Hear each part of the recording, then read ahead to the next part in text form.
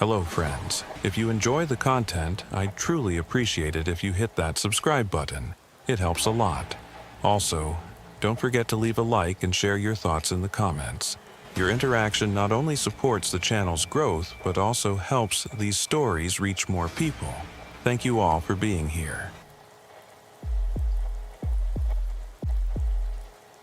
When I started that trip on Highway 93, I had been in the trucking business for 17 years. For 17 years, I had driven day and night in all kinds of weather. I thought I had seen it all. I was wrong. The load was fairly simple. Industrial refrigeration units from Salt Lake City to Phoenix. There was nothing unusual about the route either. Highway 93 passed through Nevada's most desolate deserts, skirted Hoover Dam, and descended into Arizona. I had probably traveled this road many times before, always at night. In the summer, the desert heat cooks you alive, but at 3 a.m., the temperature drops to an almost pleasant level.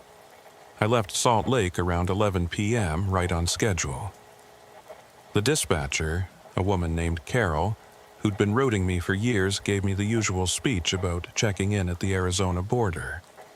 I told her what I always told her, that I'd call when I got there. She laughed. We had a routine. The first few hours were uneventful. I-80 westbound to Wendover, then south on 93. The highway stretched out before me like a black ribbon, the center line disappearing into darkness beyond my headlights.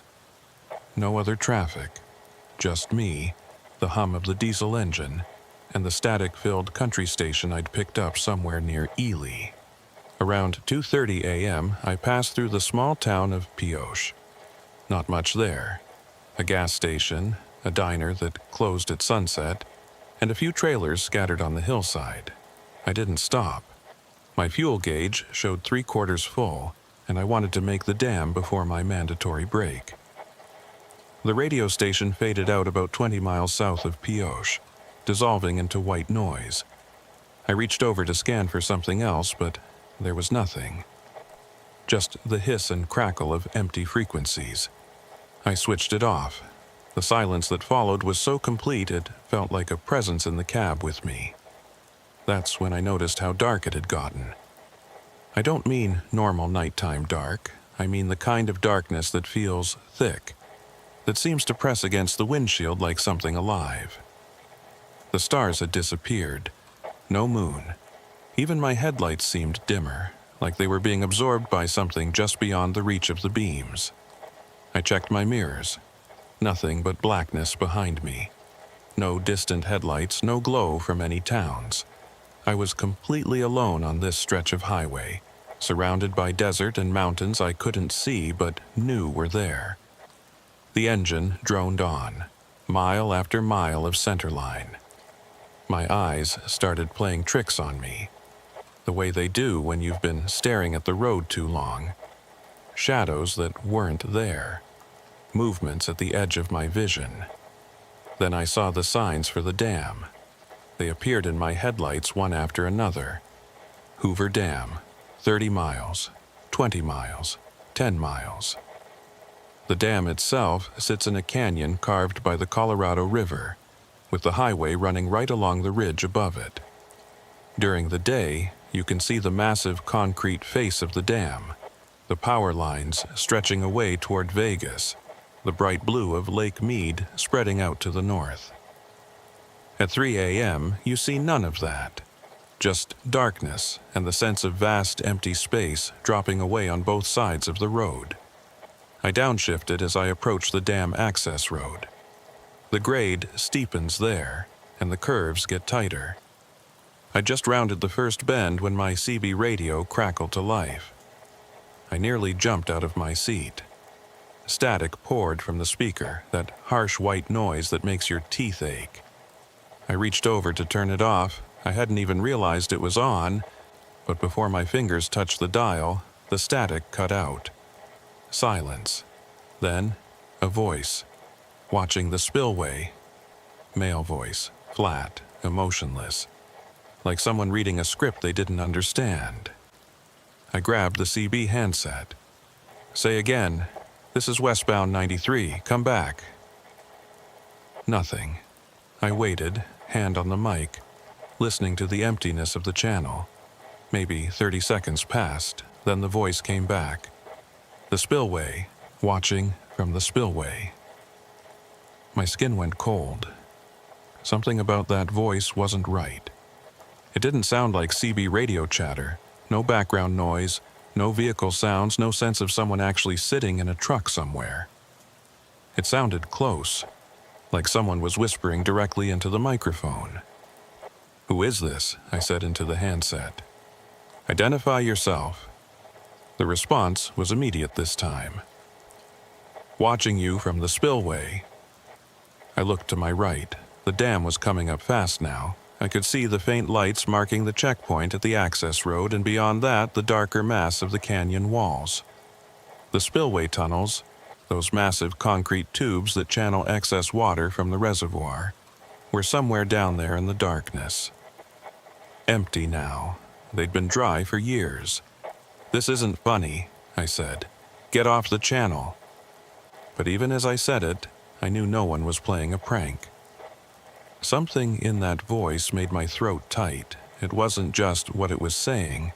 It was the way it said it. No emotion, no life, like a recording. But not quite. The radio went silent again. I tried to shake it off. Some trucker messing around, I told myself. Probably someone parked at a rest stop, bored and trying to spook people. It happened sometimes. CB radio brought out the pranksters. But I kept thinking about those words. Watching you from the spillway. The spillway? Why the spillway? I was passing the damn checkpoint now. The security booth was lit but appeared empty. No one stopped me. The road curved along the canyon rim, and for a brief moment, my headlights swept across the guardrail, illuminating the drop beyond. Hundreds of feet of sheer rock face plunging down to the river. The radio crackled again. This time, I didn't want to hear it.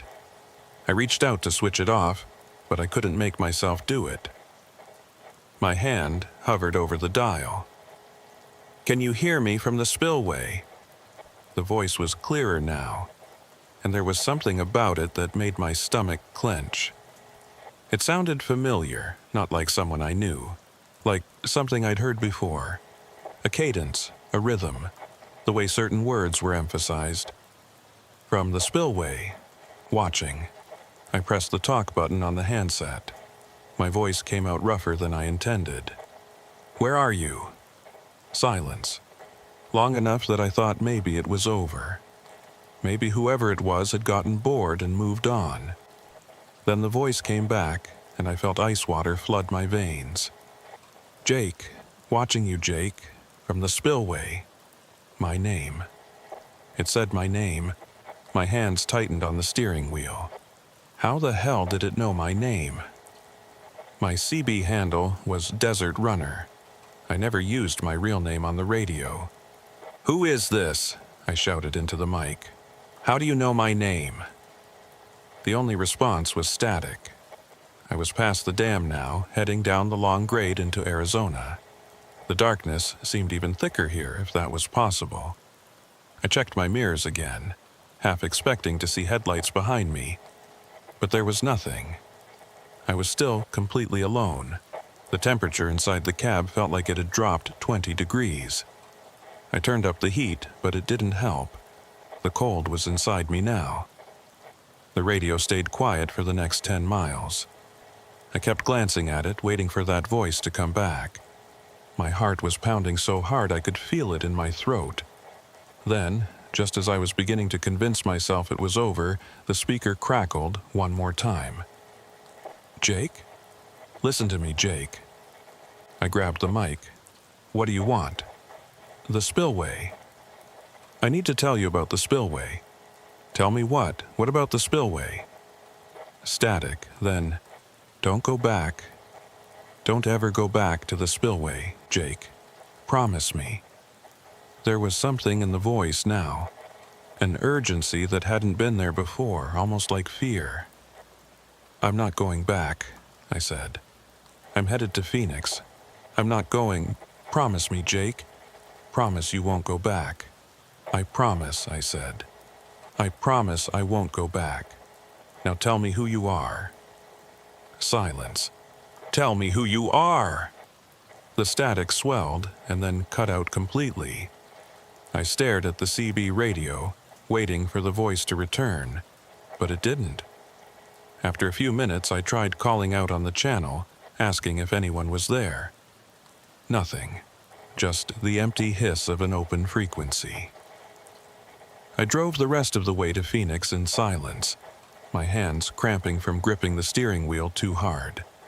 Every time I passed another truck, I half expected to hear that voice again, but the radio stayed dead. I made my delivery at 8 a.m., right on schedule. Unloaded the refrigeration units, got my paperwork signed, and headed to a truck stop for breakfast. I was exhausted, but I knew I wouldn't sleep. Not yet. While I was eating, I pulled out my phone and searched for information about the Hoover Dam spillway tunnels. Most of what came up was standard tourist information, the history of the dam, how the spillways worked, when they were last used. But then I found something that made my coffee go cold, a news article from 6 years ago. A trucker named Jake Holloway had gone missing while driving Highway 93 near the Hoover Dam. His truck was found parked on the shoulder near the spillway access road, engine still running, driver's door open. Jake Holloway was never found. The article included a photo. He looked like me, not identical, but close enough, same age, same build, same weathered face you get from years behind the wheel. We could have been brothers. I sat there in that truck stop booth, staring at the photo, my mind racing. Jake. The voice had called me Jake. But that wasn't my name. My name is Marcus. Marcus Webb. Unless the voice wasn't talking to me. I haven't driven Highway 93 since that night. I reroute around it, even if it adds hours to my trip. Carol asked me about it once, why I kept requesting different routes. I told her I didn't like the damn road at night. She didn't push. But sometimes, late at night when I'm driving through empty stretches of desert, I think about that voice. About Jake Holloway, who disappeared near the spillway. About how that voice knew his name. About what might have been watching from those dark, empty tunnels. And I think about the last thing it said. Don't go back. I won't, but I can't stop wondering what would happen if I did. What I might see in the spillway, or what might see me. Sometimes I still hear it. Not on the radio, in my head. That flat, emotionless voice, echoing in the silence of a desert night. Watching from the spillway. I don't know if Jake Holloway went back. I don't know what happened to him in those tunnels. But I know this. Whatever was watching that night, whatever spoke to me in his voice, it's still there, waiting in the darkness, watching the spillway, and it knows my name now too. The GPS told me to take exit 257. I'd driven I-40 across New Mexico maybe 100 times in my career. 10 years of hauling electronics from California to distribution centers in Texas, always taking the same route, always knowing exactly where every exit was, every rest stop, every town that blinked past my windshield in the pre-dawn darkness. There was no exit 257. I know that sounds impossible. How could a GPS show an exit that doesn't exist? But that's what happened on November 3rd, around 3:30 in the morning, somewhere between Tucumcari and Santa Rosa. I should back up. My name is Ray Jennings. I'm 46 years old, been truck driving since I was 23. Married, 2 kids in college, boring life, steady work. I'm not the kind of person things happen to. I follow routes, deliver loads, go home. That's it. That night started normal. Picked up a shipment of computer components in Los Angeles, headed east on I-40. Good weather, clear roads, made decent time through Arizona. By the time I crossed into New Mexico, I was ahead of schedule, which was rare and appreciated. Around 2 a.m., I stopped at a rest area near Gallup, used the bathroom, grabbed a coffee from my thermos, checked my phone. A text from my wife asking if I'd be home for Thanksgiving. I sent back a thumbs up. 3 weeks away, but yeah, I'd make it. Back on the road by 2:15. The highway stretched out empty in both directions. No moon that night, just stars and the glow of my dashboard lights. The radio picked up some late-night talk show out of Albuquerque, conspiracy theories about government surveillance.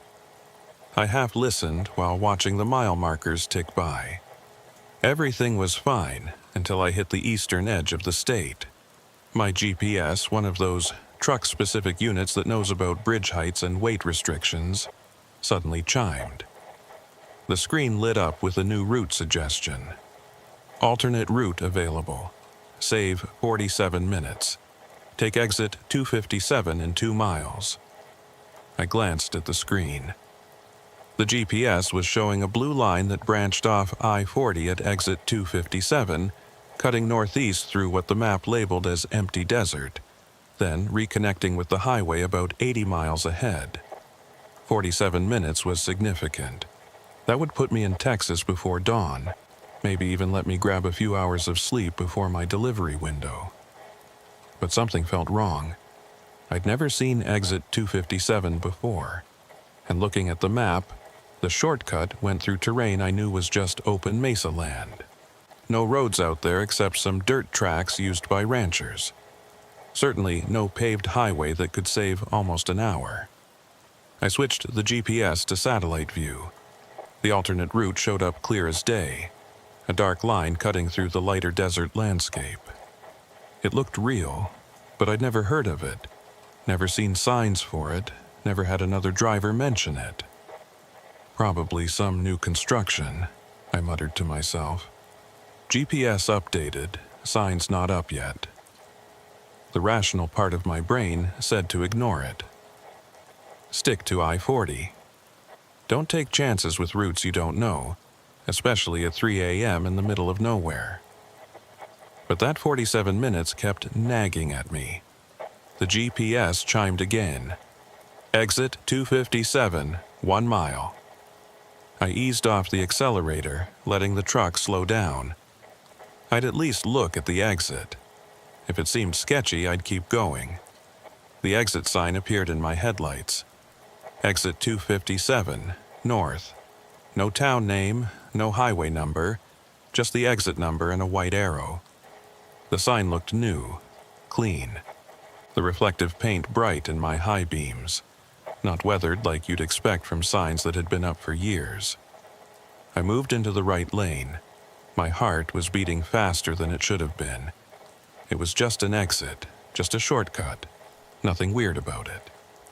The off-ramp curved to the right, rising slightly as it left the interstate.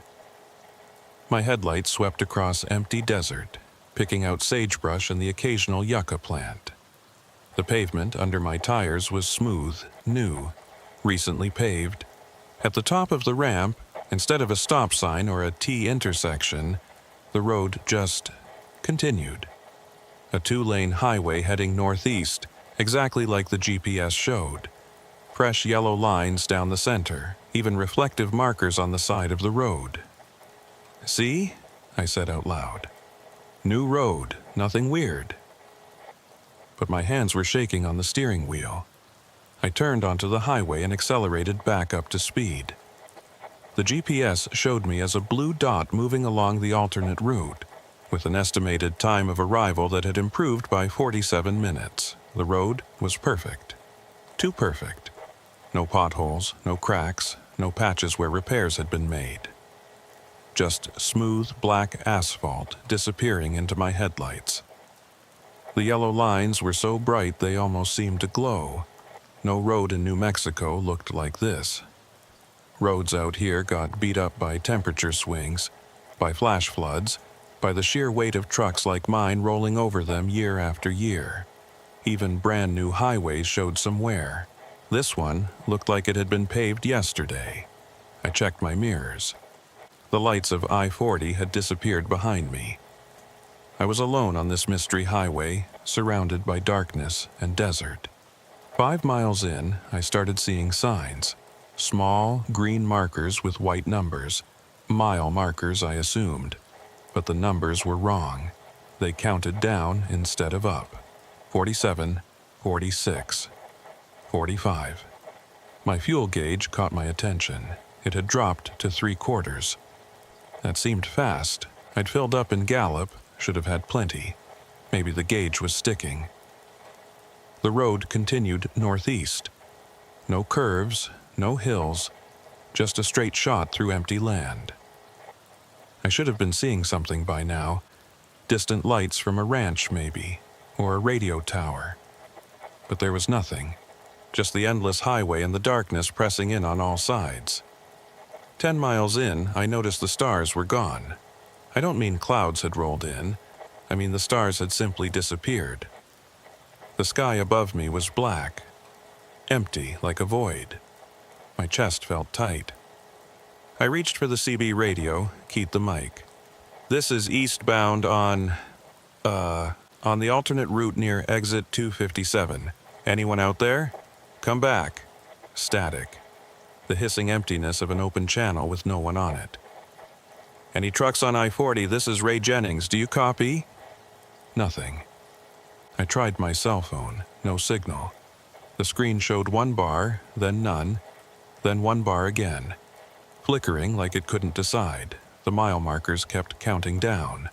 32, 31, 30. My fuel gauge was at half now. That was impossible. I'd only driven maybe 15 miles on this road. The math didn't work. I considered turning around, just stopping, doing a 3-point turn, and heading back to the interstate. But when I checked my mirrors, I couldn't see the road behind me anymore.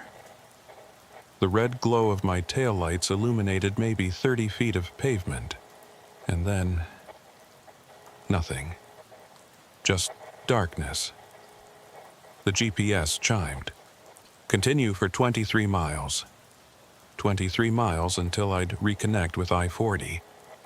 I could make it. I had to make it. But my fuel gauge said otherwise. It was dropping faster now. 1/4 tank. The low fuel warning light came on, that amber glow on the dashboard that every trucker dreads. "Come on," I whispered. "Come on, come on, come on." The engine was running fine. No sputtering, no hesitation. But the fuel gauge didn't lie. I was running out, somehow burning through diesel at an impossible rate. The mile markers 8, 7, 6. My headlights started to dim, like the battery was dying. But that didn't make sense either. The alternator should keep everything charged while the engine was running. The engine coughed. My stomach dropped. No, not here. Not in the middle of this impossible road with no fuel, no phone signal, no way to call for help. The engine coughed again and died. The headlights went out. For a few seconds, momentum carried the truck forward, rolling on the smooth pavement in absolute darkness.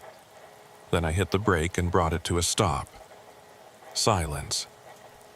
I sat there in the cab, listening to my own breathing, feeling my heart hammer against my ribs. The dashboard lights were dead. The GPS screen was black. Even the running lights were out. I tried the starter. The engine turned over once, twice, but didn't catch. The battery was dying. "Okay," I said out loud, my voice shaking. "Okay, think, think." I had a flashlight in the door pocket. I grabbed it, tested it. The beam was weak, but it worked. I also had an emergency road flare in the back of the cab. That was it. That was all I had. I opened the door and stepped down from the cab. The silence hit me first. No wind, no insects, no distant highway sounds. Just nothing. I shone the flashlight around. The road stretched in both directions, swallowed by darkness beyond the weak beam. No stars above. No lights anywhere on the horizon.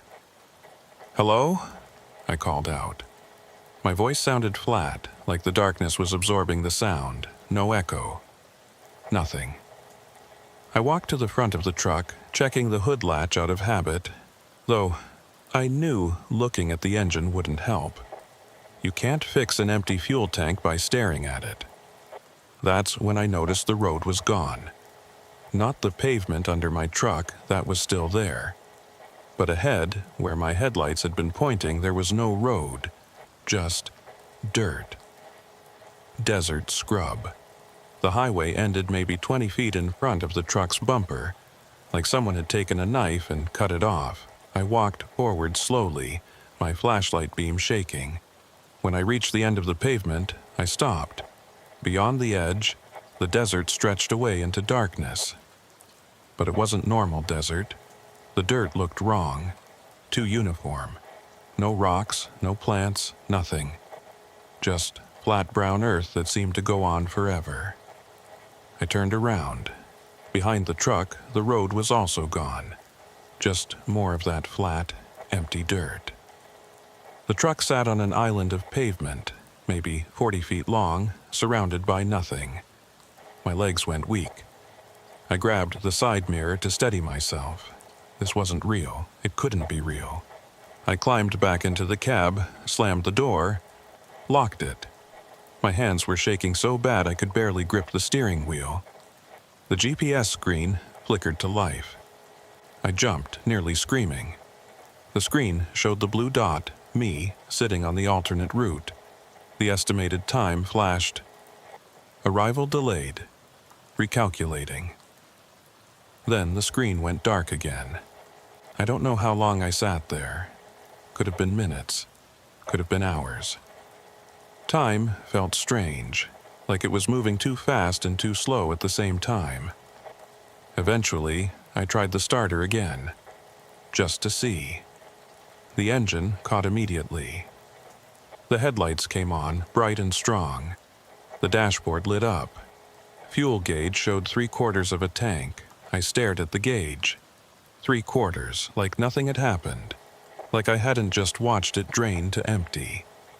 Through the windshield, I could see the road ahead, stretching away into the darkness. Yellow lines down the center. Reflective markers on the sides. The GPS chimed. Continue for 2 miles, then merge onto I-40 East. I didn't think. Didn't question. I put the truck in gear and drove. 2 miles exactly, and I saw the entrance ramp ahead, the signs for I-40 East. As I merged onto the interstate, I saw an 18-wheeler heading west, its lights bright in the pre-dawn darkness. The first vehicle I'd seen in how long? I grabbed the CB mic. "Westbound I-40. This is Ray Jennings eastbound. Do you copy?" The response was immediate. "Roger that, eastbound. What can I do for you?" His voice. Normal, human, real.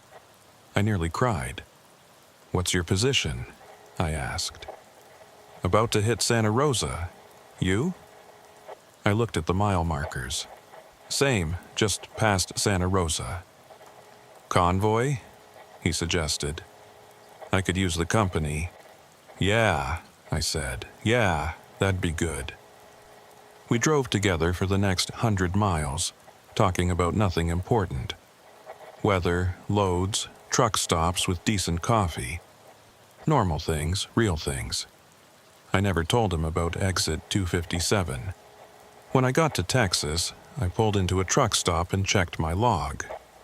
According to my GPS, I'd arrived exactly 47 minutes earlier than the original route would have taken.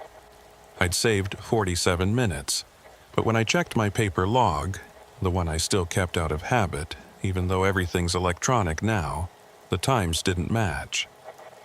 According to what I'd written down, I should have arrived 3 hours earlier.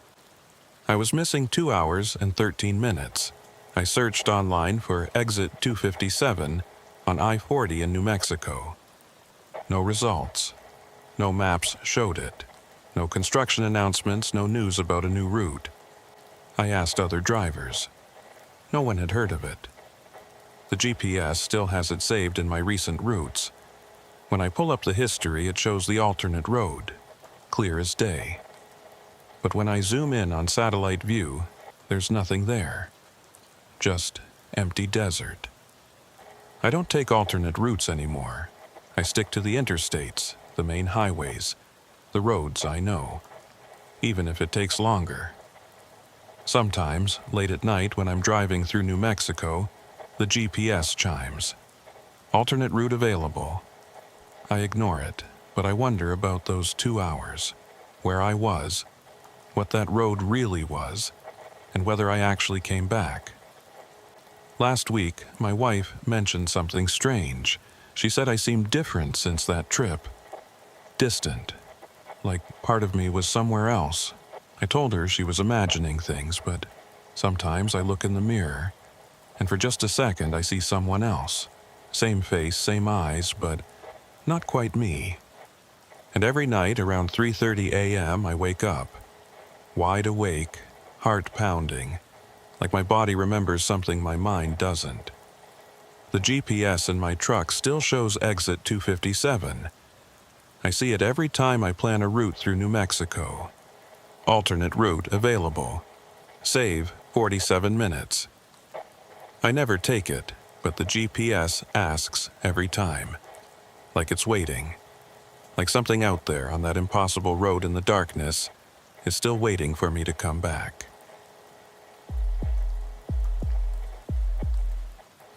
The fog rolled in around midnight. I've driven Route 191 through Montana in every season, every kind of weather. Snow, ice, rain, heat that makes the asphalt shimmer like water. But I'd never seen fog like this. It came from nowhere, thick as cotton, turning the world beyond my windshield into a wall of white. I slowed down, downshifting to third gear, watching my speed drop to 35, then 30. My headlights barely penetrated 10 feet into the fog. The yellow center line was my only reference point, a ribbon of color in all that whiteness. This was supposed to be a simple run. Billings to Great Falls, hardware supplies for a construction company. 4 hours max. I'd done it a dozen times, always at night to avoid the daytime traffic through the small towns along the route. My name's Carl Mason, 51 years old, 26 years behind the wheel. I've got a clean safety record, never missed a delivery, never had a serious accident. I know how to handle weather. You don't survive 3 decades of trucking without learning to respect what nature throws at you. But this fog was different. It had a weight to it, a presence, like driving through something alive. I checked my CB radio listening for other drivers. Sometimes in bad weather, truckers bunch up for safety, keeping in radio contact so no one's completely alone. But the channel was dead. Not even static. Just silence. Mile marker 87 passed in my headlights. I was about 40 miles from Great Falls. The road here ran through rolling ranch land, mostly empty. A few small towns scattered along the route, but nothing much. At night, you could drive for 30 minutes without seeing another vehicle. The fog got thicker. I was down to 20 miles per hour now, creeping along, my eyes aching from staring into the whiteness. Every few seconds, I'd tap the brake, afraid of hitting something I couldn't see. That's when I saw the lights, red taillights, hazard flashers blinking. They appeared suddenly in the fog, maybe 50 yards ahead. A vehicle stopped in my lane. I hit the brakes, feeling the truck shudder as the anti-lock system kicked in. The load shifted slightly in the trailer, pushing against the front wall. But the truck slowed smoothly. No skid, no jackknife. The red lights got closer, clearer. It was a truck, an 18-wheeler, jackknifed across both lanes. The trailer was angled perpendicular to the road, completely blocking the highway. The cab was twisted to the left, driver's door hanging open. I brought my truck to a stop about 20 feet away, shifted into neutral, and set the parking brake. My heart was pounding. A jackknifed truck in this fog. There could be injuries. Could be a driver trapped in the cab. I grabbed my flashlight from the door pocket and climbed down from my cab. The fog was even thicker outside, cold and damp against my face. Its muffled sound made everything feel distant and unreal. "Hello?" I called out. "You okay in there?" No response. I walked toward the jackknifed truck, my flashlight beam swallowed by the fog. As I got closer, details emerged. The truck was an older Peterbilt, dark blue or maybe green, hard to tell in the limited light. The trailer was a standard dry van, unmarked. The hazard lights flashed rhythmically, casting red pulses into the fog. "Driver, can you hear me?" Still nothing. I reached the cab and shone my flashlight through the open driver's door. The interior was empty. Seat pushed back, keys in the ignition, engine off. A coffee cup in the holder, still steaming slightly. A clipboard with papers on the passenger seat. But no driver. "Hello?" I called again, louder this time. "Anyone here?" The fog seemed to absorb my voice, flattening it, making it sound wrong. I walked around the truck, checking for damage. The tires looked intact. No visible body damage, no skid marks on the road. It was like the truck had simply appeared here, perfectly jackknifed, with no indication of how it had happened. I reached for my cell phone to call 911, but there was no signal. Not unusual out here. Cell coverage in this part of Montana was spotty at best. I'd have to use my CB radio. I headed back to my truck, my boots crunching on the asphalt. The fog swirled around me, thick and disorienting. For a second, I lost my bearings, couldn't see which direction I'd come from. Then my headlights appeared through the white, and I found my way back to the cab. I grabbed the CB mic and keyed it. "This is northbound 191, mile marker 87. I've got a jackknifed truck blocking both lanes. Driver not present. Requesting police and emergency services. Come back." Static. Then a crackle. "Roger, northbound 191. The voice was male, scratchy, barely audible through the interference. "Can you confirm the location?" "Mile marker 87, I repeated. "Jackknifed truck, both lanes blocked. Appears to be unoccupied." "Copy that. Stand by." I sat in my cab, engine idling, watching the jackknifed truck through my windshield. The fog pressed against the glass. The red hazard lights continued their steady pulse. Something felt wrong. I'd been focusing on the truck, on calling for help, on doing the right thing. But now, sitting here, I realized something that made my skin crawl. There were no tire marks. When a truck jackknifes, it leaves marks on the road. Skid marks from the brakes, scuff marks from the tires sliding sideways, some kind of indication of what happened. This truck had none of that. It was just there. I looked at my side mirrors, checking the road behind me. The fog was too thick to see more than a few yards, but I could make out my own tire tracks, dark lines on the damp pavement, leading back the way I'd come. The jackknifed truck had no tracks leading to it. My mouth went dry. I keyed the CB again. "Northbound 191, requesting update on emergency services." No response. "Anyone on this channel, come back." Silence. I tried my cell phone again, still no signal. I opened the truck's laptop. Some carriers track their vehicles with internet connectivity, but it showed no network available. I was alone with this thing in the fog, not a truck. I realized it then, not a real truck, because real trucks leave tire marks. Real trucks don't just appear on empty highways, perfectly jackknifed, with their hazard lights flashing and their engines still warm. I put my hand on the gear shift, ready to drive.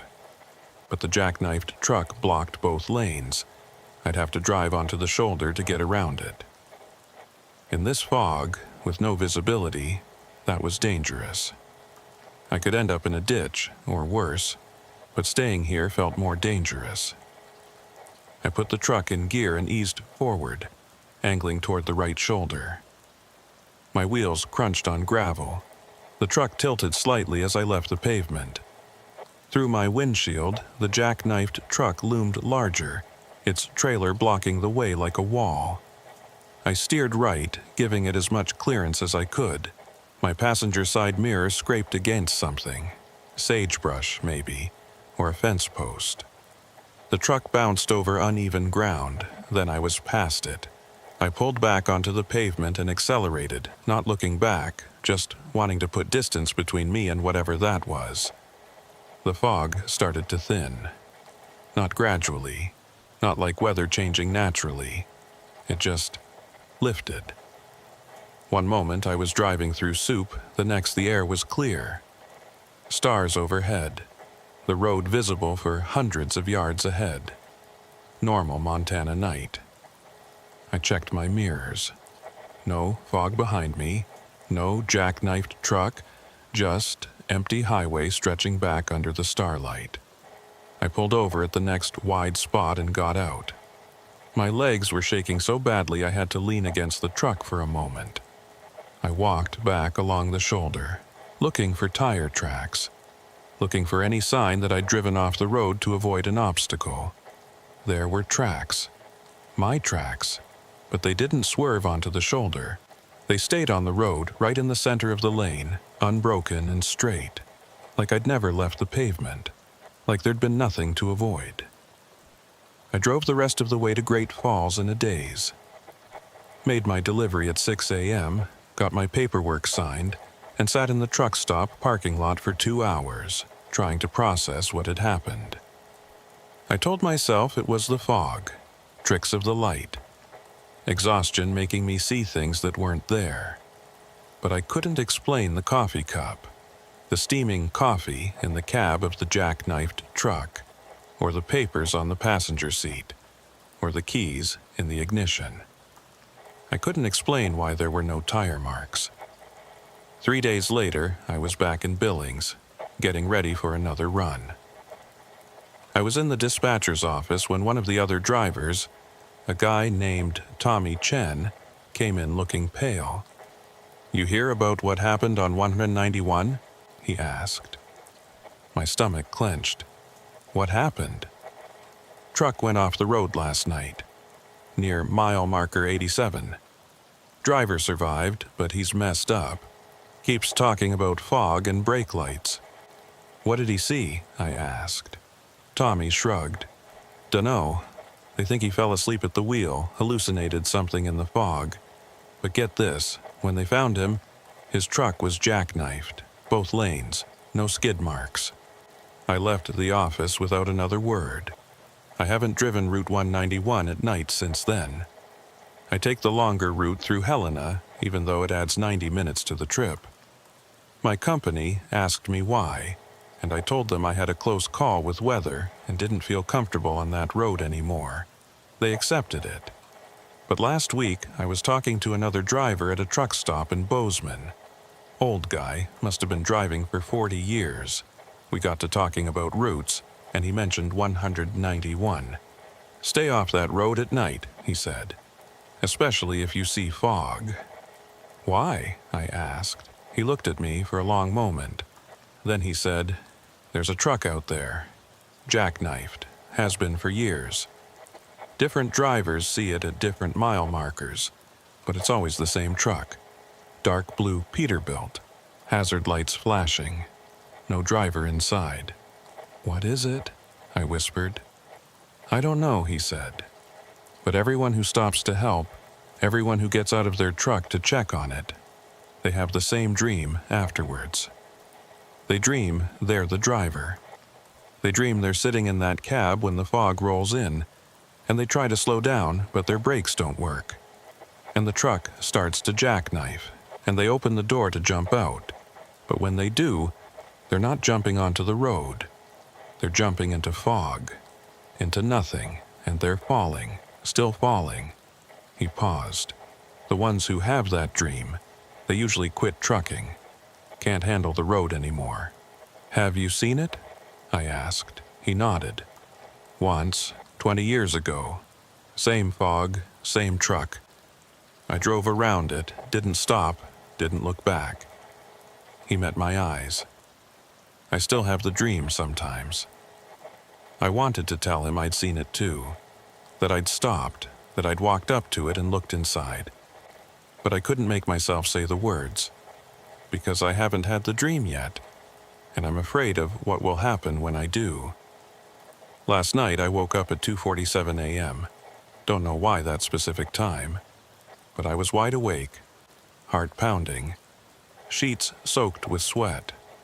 For a moment, just a moment, I could smell something. Coffee. Fresh coffee. Like someone had just brewed it. And in the darkness of my bedroom I heard something. Faint. Distant. The rhythmic clicking of hazard lights. On. Off, on, off. I got up and checked every room in my house. Nothing. No lights, no coffee, nothing unusual. But I couldn't shake the feeling that something had changed. This morning, I noticed something on my dashboard. My truck's dashboard, I mean. A coffee ring. Perfect circle, right where a cup would sit.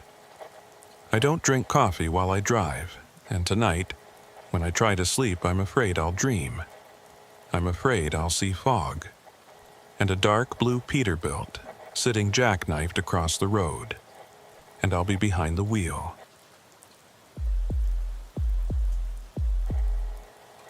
I saw her at exactly 3:33 a.m.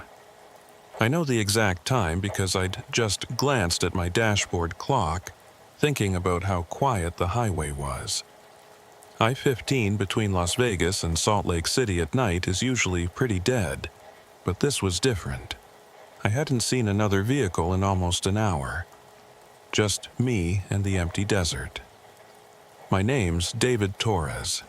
I'm 38, been driving commercial routes for 12 years. Mostly night runs because the pay's better and there's less traffic. I'm used to being alone on the road. I actually prefer it. My ex-wife used to say I loved the truck more than I loved her.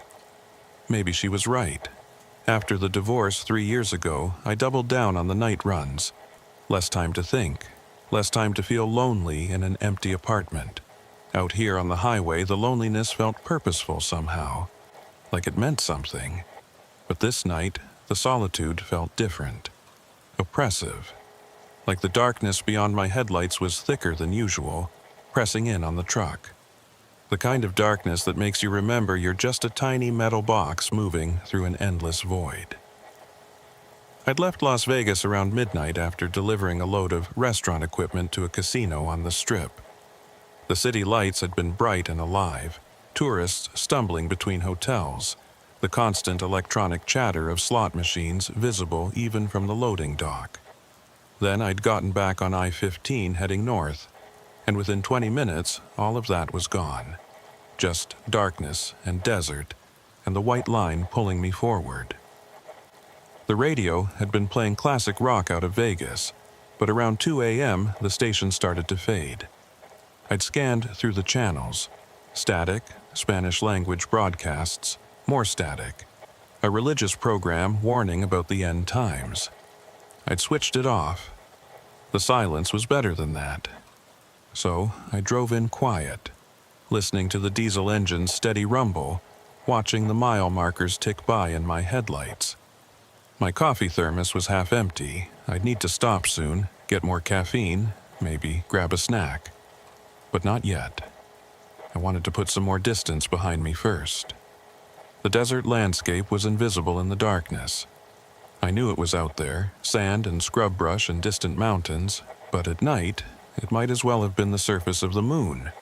Or nothing at all. Just emptiness extending forever on both sides of this narrow strip of asphalt. I was hauling restaurant supplies from Los Angeles to a distribution center in Ogden. Nothing unusual about the load, nothing unusual about the route. Just another job, another 12-hour drive through the night.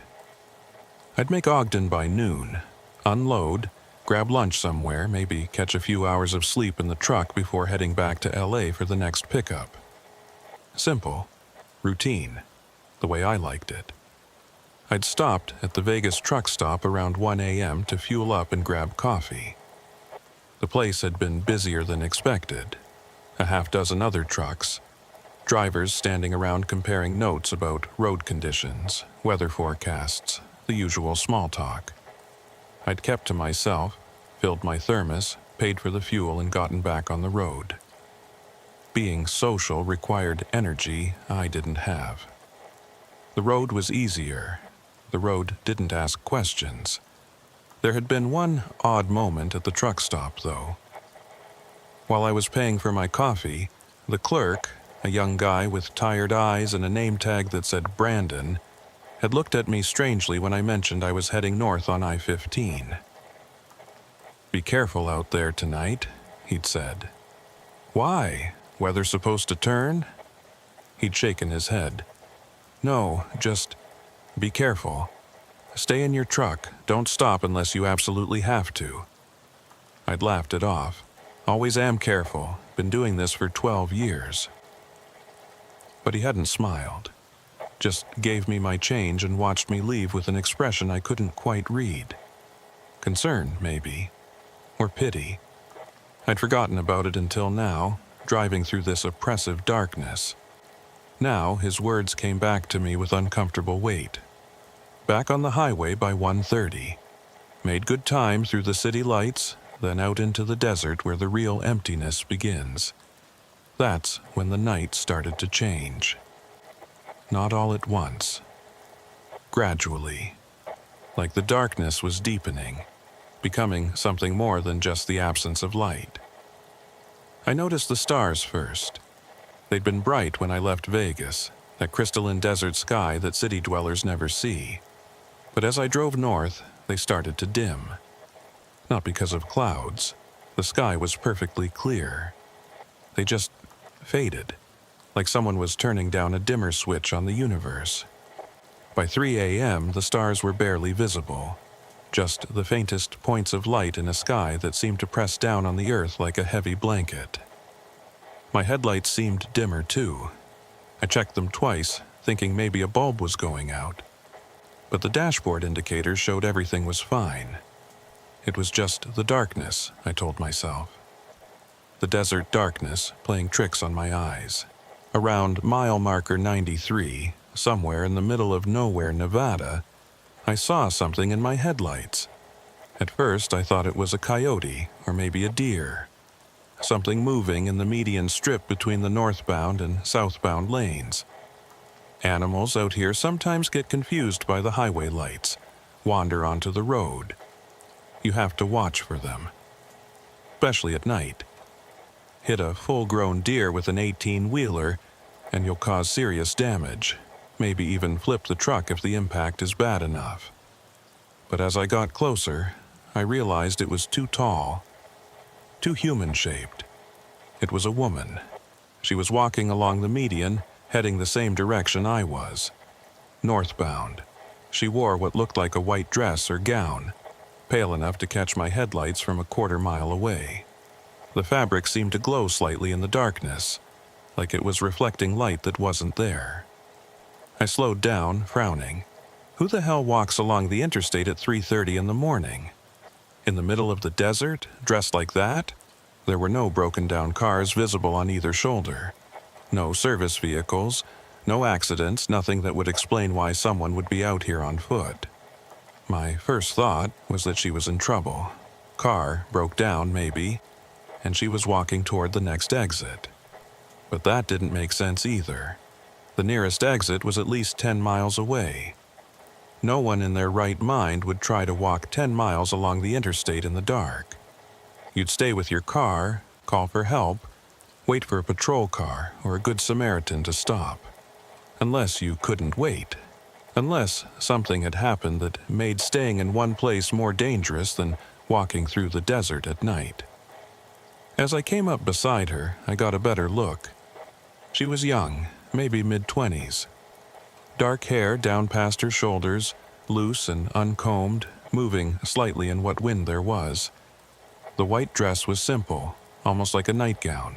Cotton, maybe. Nothing fancy. The kind of thing someone might sleep in or wear around the house on a lazy Sunday morning. She was barefoot. That detail hit me hard. Barefoot on the rough gravel and asphalt of the highway median. The ground out here was littered with rocks, broken glass, discarded trash. Walking barefoot would be painful, but she moved smoothly, without limping, without hesitation, and she was walking at a steady pace, not hurrying, not stumbling, just walking, like she was out for a morning stroll in a park somewhere, like the highway and the darkness and the cold desert night were completely normal. I pulled the truck over onto the shoulder about 100 yards ahead of her and put on my hazards. Something was very wrong here. No one walks the interstate at night unless they're in serious trouble. Broken down car, maybe. Or worse, running from something.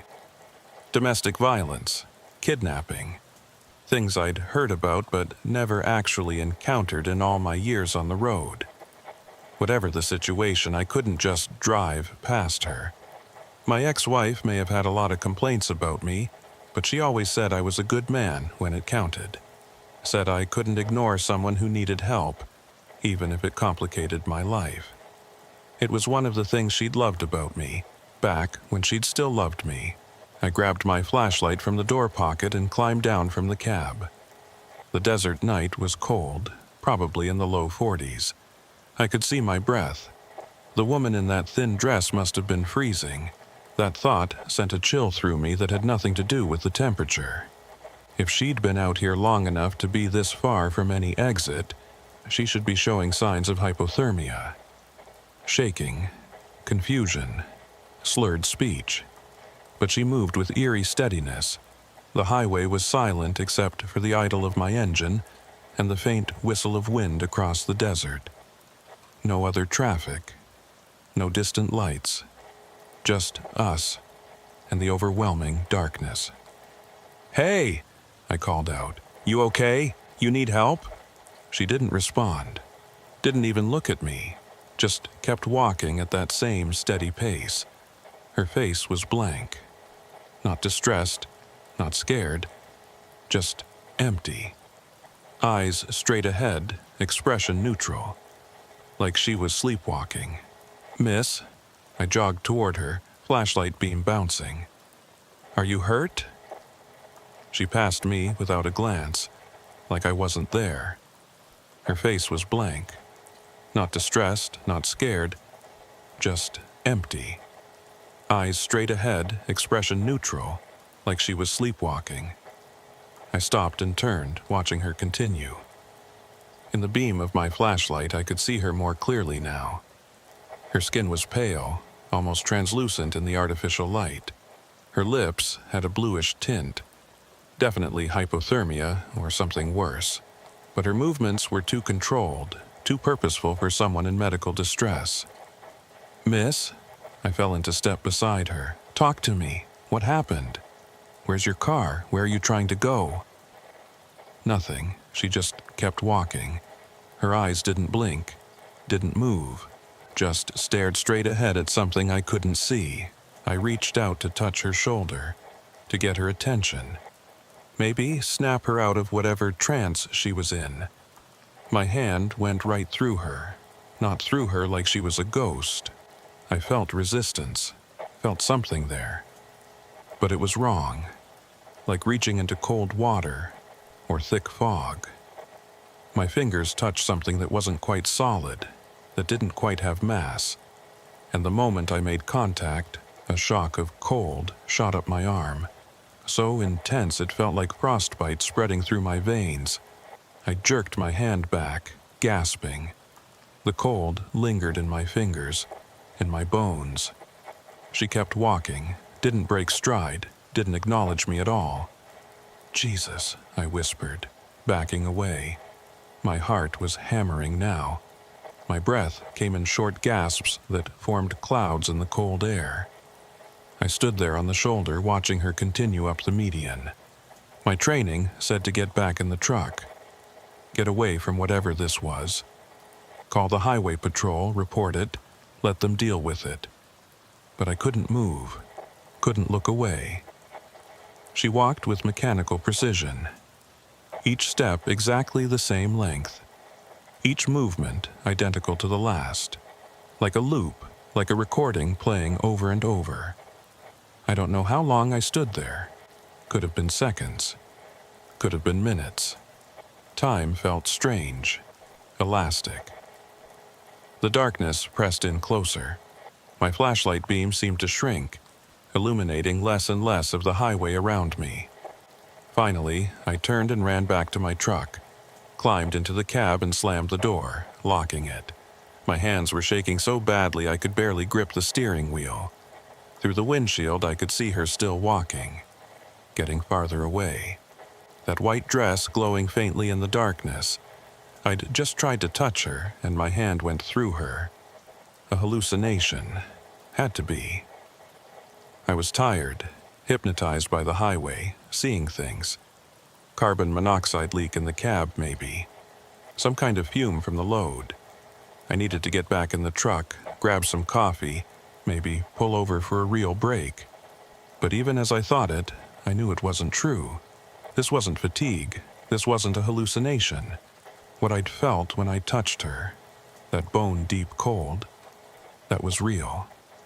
I grabbed my phone to call 911, but there was no signal, not unusual out here. Cell coverage in this part of Nevada was spotty at best. I'd have to use my CB radio.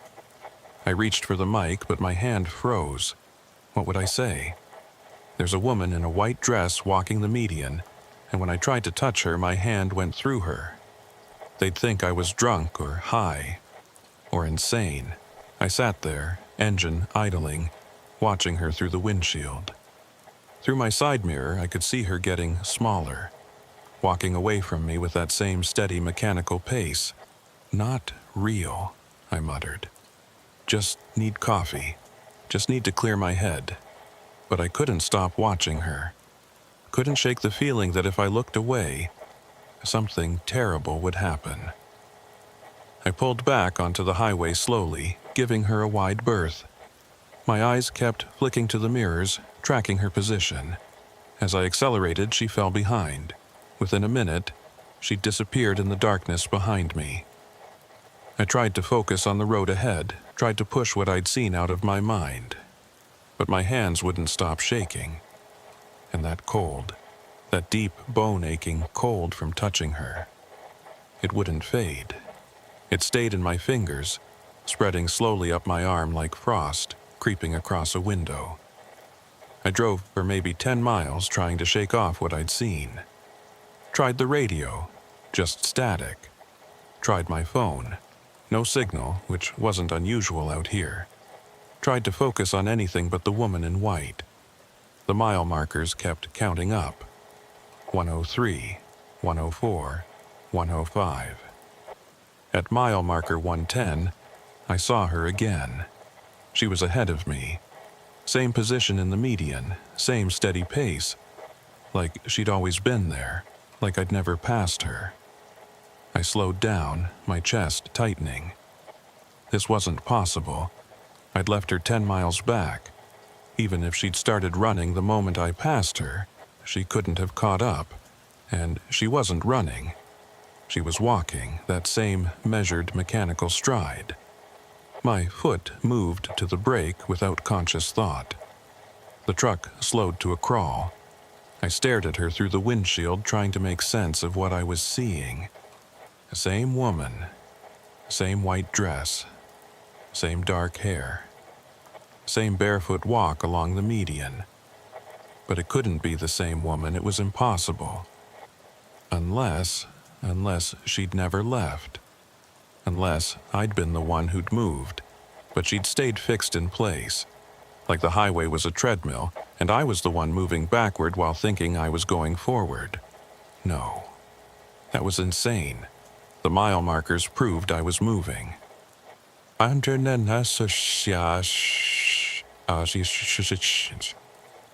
passed 103 back where I'd left her. I'd driven 7 miles. The math was simple, but she was here, right in front of me again.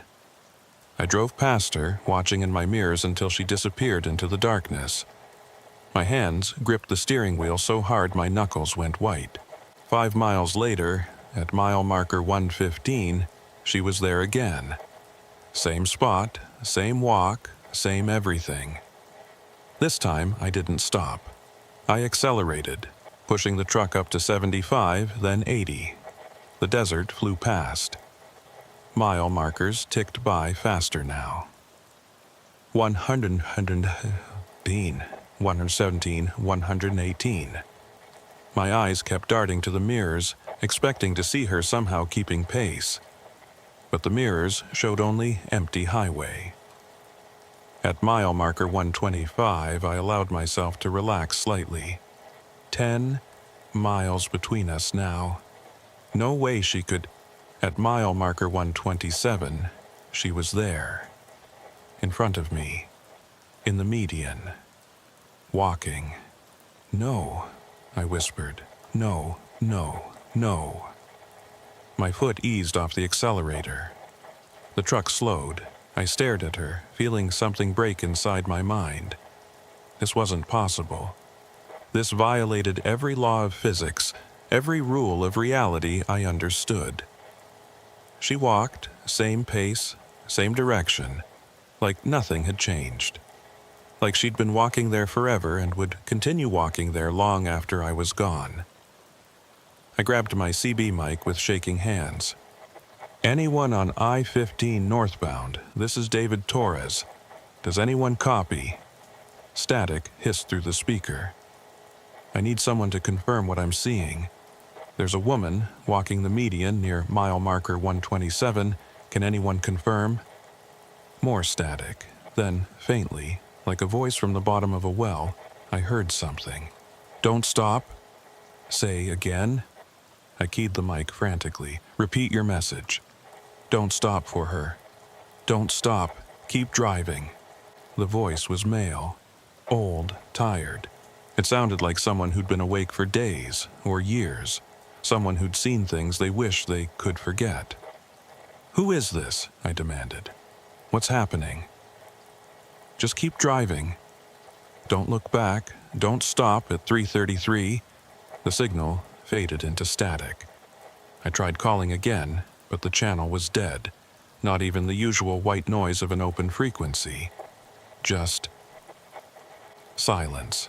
Like the CB had stopped working. Like all the radios in the world had stopped working. I looked at the fuel gauge, suddenly paranoid. 3/4 full. That seemed wrong. I'd been driving for almost 3 hours since my last fill-up. Should be closer to half by now. Wait, 3 hours? I checked the clock on the dashboard. 3:33 a.m. The same time I'd first seen her. That couldn't be right. I'd been driving for hours. It should be well past 4 a.m. by now, maybe even 5. I checked my watch. 3:33 a.m. Both clocks matched. Both frozen at the same time. Or not frozen. As I watched, the seconds ticked forward. 3:33:15, 3:33:16, 3:33:17. But the minutes didn't change. It stayed 3:33. I looked up at the road ahead. She was there. Closer now. Maybe 50 yards ahead of my bumper. I don't remember making the decision to stop, but suddenly I was pulling over, my hands moving on their own, setting the parking brake, opening the door. Like something else was controlling my body. Like I was a passenger in my own skin. The desert air hit me like a physical force. Cold, still. Too quiet. The kind of silence that feels like pressure on your eardrums. That makes you want to scream just to break it. I walked toward her, flashlight in hand, though I don't know why I bothered. There was enough starlight now. The stars had come back. Brighter than before, like they'd been waiting for this moment.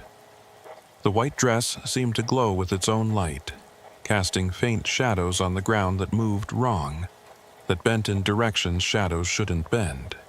"Who are you?" I called out. My voice sounded flat, muffled, like the desert was swallowing the sound before it could travel more than a few feet. She didn't answer, didn't stop, just kept walking. I matched her pace, walking beside her in the median. Up close, I could see more details now. Her feet were bare and dirty, stained with dust and what might have been blood. But they didn't seem to be touching the ground.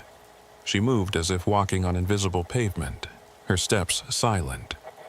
No crunch of gravel, no scuff of skin on asphalt. Just silence. Her face was young, but somehow ageless. No wrinkles, no blemishes.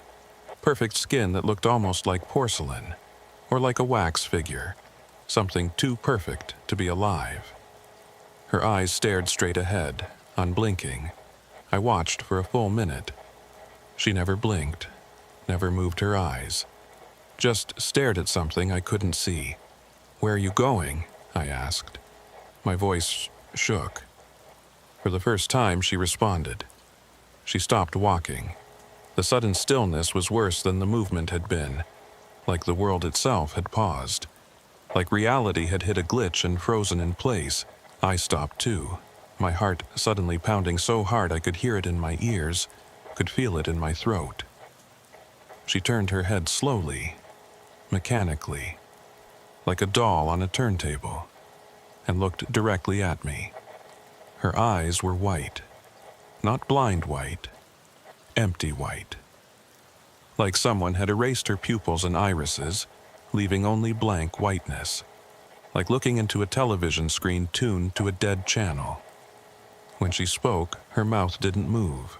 Her lips stayed frozen in that neutral expression.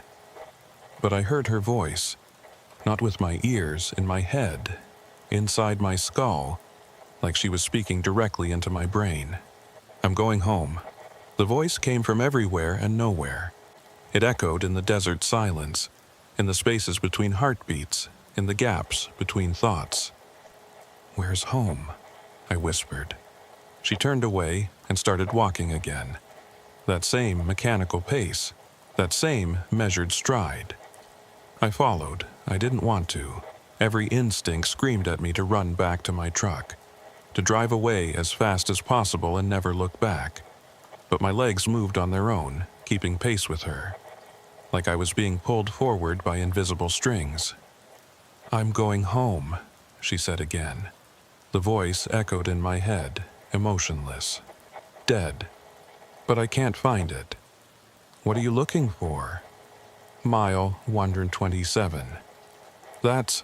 I looked around, trying to find a mile marker in the darkness. "That's just ahead, I think. We passed mile 127 a few minutes ago. Or maybe we're almost there, I don't know anymore." "I've been walking for 15 miles.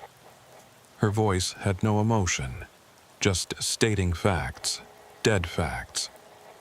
"I always reach mile 115, and then I go back, and I walk again. Always back to 115, never past 127. I looked at the mile marker we were passing. In the starlight, I could just barely read it. Mile 115. But that was impossible. I'd been at mile 127. I'd driven 12 miles. I'd left her at 93, seen her at 103, 110, 115, 127. The numbers had been going up. Now, they were going down. "How long have you been walking?" I asked, though I wasn't sure I wanted to know the answer. "Since 3:33. 3:33 tonight? Every night." My blood turned to ice. The cold from earlier, from touching her, spread through my entire body. I couldn't feel my fingers anymore. Couldn't feel my face. "I was driving to see my sister," she continued. Her mouth still didn't move. The words just appeared in my mind like they'd always been there. "In Salt Lake City, my car broke down at mile 127. I started walking, looking for help. The sun was setting. It got dark, and then the headlights. What headlights? Bright headlights. Coming at me in my lane. I tried to get out of the way, but I couldn't move fast enough.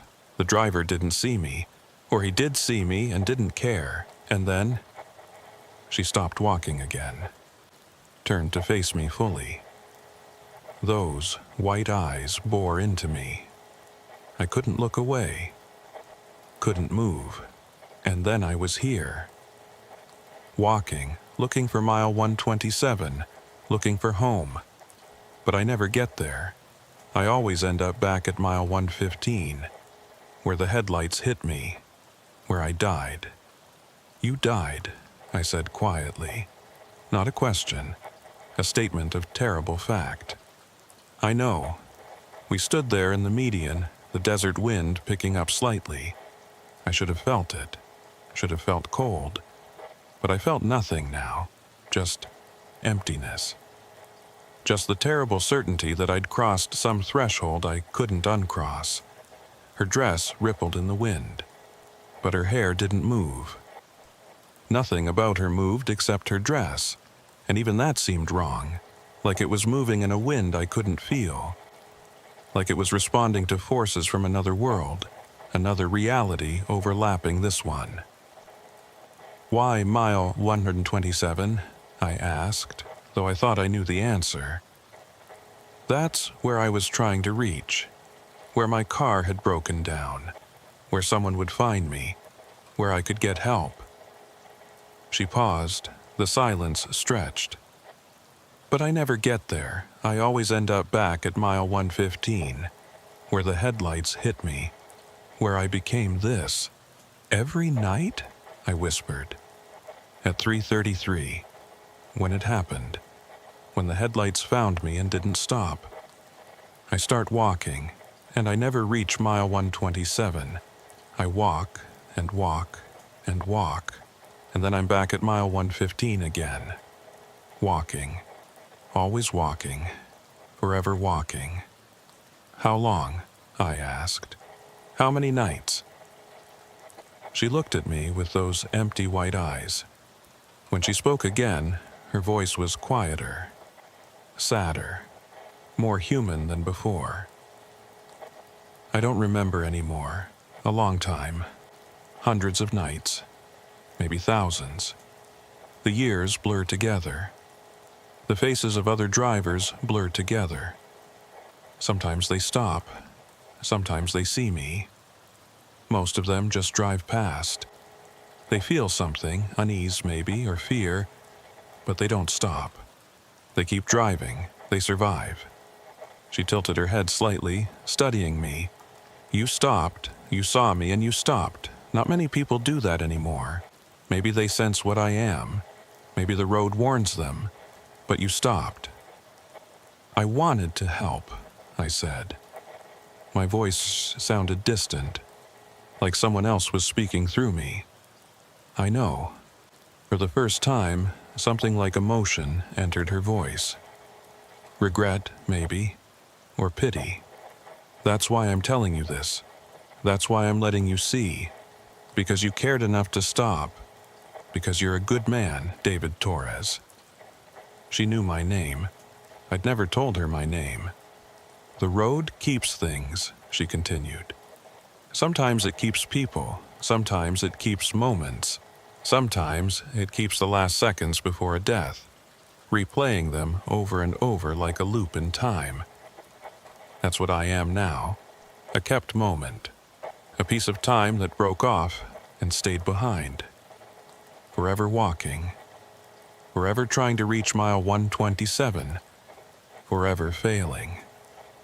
Tears started running down my face, not from sadness, from horror. From the terrible understanding of what she was telling me. My name was Sarah, she said. Sarah Collins. I was 26. I had a sister in Salt Lake City, Emily. I was going to visit her for her birthday. I'd just gotten a promotion at work. I was happy. I was alive. She started walking again. I walked with her in silence. The mile markers passed slowly, each one feeling like an eternity. Emily never knew what happened to me, Sarah said. The police found my car eventually, mile 127, but they never found me. I was listed as a missing person. Probably still am. Somewhere in a database there's a file with my photo and a note saying whereabouts unknown. Emily probably thinks I ran away, or got kidnapped, or started a new life somewhere and forgot about her. At 1:21, she started to fade. Her outline became less distinct. The white dress grew translucent. By mile marker 122, I could see through her. See the highway on the other side. See the desert beyond. Every night I get a little farther, she whispered. Her voice was fading too. Never to 127, never home, but a little farther than mile 115, and then back. Always back. At 123, she was barely visible, a shimmer in the air, a suggestion of a figure, a memory of someone who once was. At 124, she was gone. I stood alone in the median, the desert stretching out on both sides, the highway empty in both directions. The stars above were bright again. The darkness had lifted. Time felt like it had started moving normally again. I checked my watch, 3:47 a.m. The minutes were moving again, moving forward. Like the moment had passed. Like whatever had frozen time at 3:33 had released its hold. I walked back to my truck in a daze. Climbed into the cab, sat there for a long moment, trying to process what had just happened. Trying to reconcile the impossible thing I'd just witnessed with the rational, ordered world I thought I understood. Then I looked in my rearview mirror. Far back, near mile marker 115, a white figure stood in the median. Walking north. Always walking. Never reaching mile 127. I drove the rest of the way to Ogden without stopping. Made my delivery at 7 a.m. The warehouse workers noticed I looked shaken, asked if I was okay. I told them I was just tired. Just had a long night. They accepted that. Went to a diner and drank coffee for 2 hours, my hands still shaking, trying to make sense of it. Trying to convince myself it had been a hallucination. Fatigue, stress, anything but what I knew it really was. I searched online for accidents on I-15 near mile marker 115. Found dozens of articles. Car accidents, truck accidents, fatal collisions going back decades. One caught my eye, from 16 years ago. Sarah Collins, age 26, killed by hit-and-run driver near mile marker 115 on I-15 north of Las Vegas. Collins had been walking along the highway after her vehicle broke down near mile 127. She was struck by an unknown vehicle traveling southbound. The driver did not stop. Anyone with information is asked to contact Nevada Highway Patrol. There was a photo. Same face I'd seen in the median. Same dark hair. Same young woman who should have had a long life ahead of her. The article mentioned her sister, Emily Collins. It said Emily was offering a reward for any information about the driver who'd killed her sister and left her body on the side of the road. But they'd never found a body. That detail was in a follow-up article from a year later. Despite extensive searches, the body of Sarah Collins has never been recovered. The case remains open, because there was no body to find. Sarah Collins wasn't buried somewhere in the desert. She was still walking, still trying to get home, still trapped in the moment of her death, replaying it every night at 3:33 a.m. I drive I-15 regularly. It's part of my route, part of my job. I've been past that spot 100 times since that night. Maybe more. I've never seen her again during the day. But I don't drive that stretch at night anymore. I time my runs so I'm either through that area well before midnight, or I wait until after dawn. I won't risk being there at 3:33 a.m. Other drivers have asked me about it. They've noticed my scheduling is strange, the way I avoid that particular stretch at that particular time. Most of them don't push. There's an understanding among night drivers that sometimes you have your reasons. Sometimes the road shows you things you don't want to see again. But last week I talked to another driver who runs the same route. Older guy, must have been driving for 30 years at least. We were at a truck stop in Vegas, killing time before our next runs. Small talk turned into real talk, the way it sometimes does between drivers who've been on the road long enough to know there are no easy answers. I asked him if he'd ever seen anything strange on I-15. Not expecting an answer, just feeling like maybe I needed to know I wasn't alone in what I'd seen. He went quiet, stared into his coffee for a long moment. Then he said, "You saw the woman in white." My heart stopped. "You've seen her too?" He nodded slowly. "Twice. Both times at 3:33 a.m. Both times near mile marker 115. First time was about 20 years ago. Thought I was losing my mind. Took me months to accept what I'd seen. The second time was 5 years ago. I knew what she was by then. Knew what the road does sometimes. What does the road do? It keeps things, he said, echoing Sarah's words. Tragedies, deaths, moments of horror. And sometimes those moments get stuck, like a scratch on a record, playing forever. She's not the only one, you know. There are others. Different places, different highways, different loops. The road remembers everything, and it never lets go. She talked to me, I said. Most people just see her and drive on, but she talked to me, told me her story. He looked at me seriously. Then you're lucky. Or cursed, I don't know which. But she doesn't talk to many people. Maybe 1 in 100 who see her. Maybe less. Most people, they sense what she is and they keep driving. Their instincts protect them.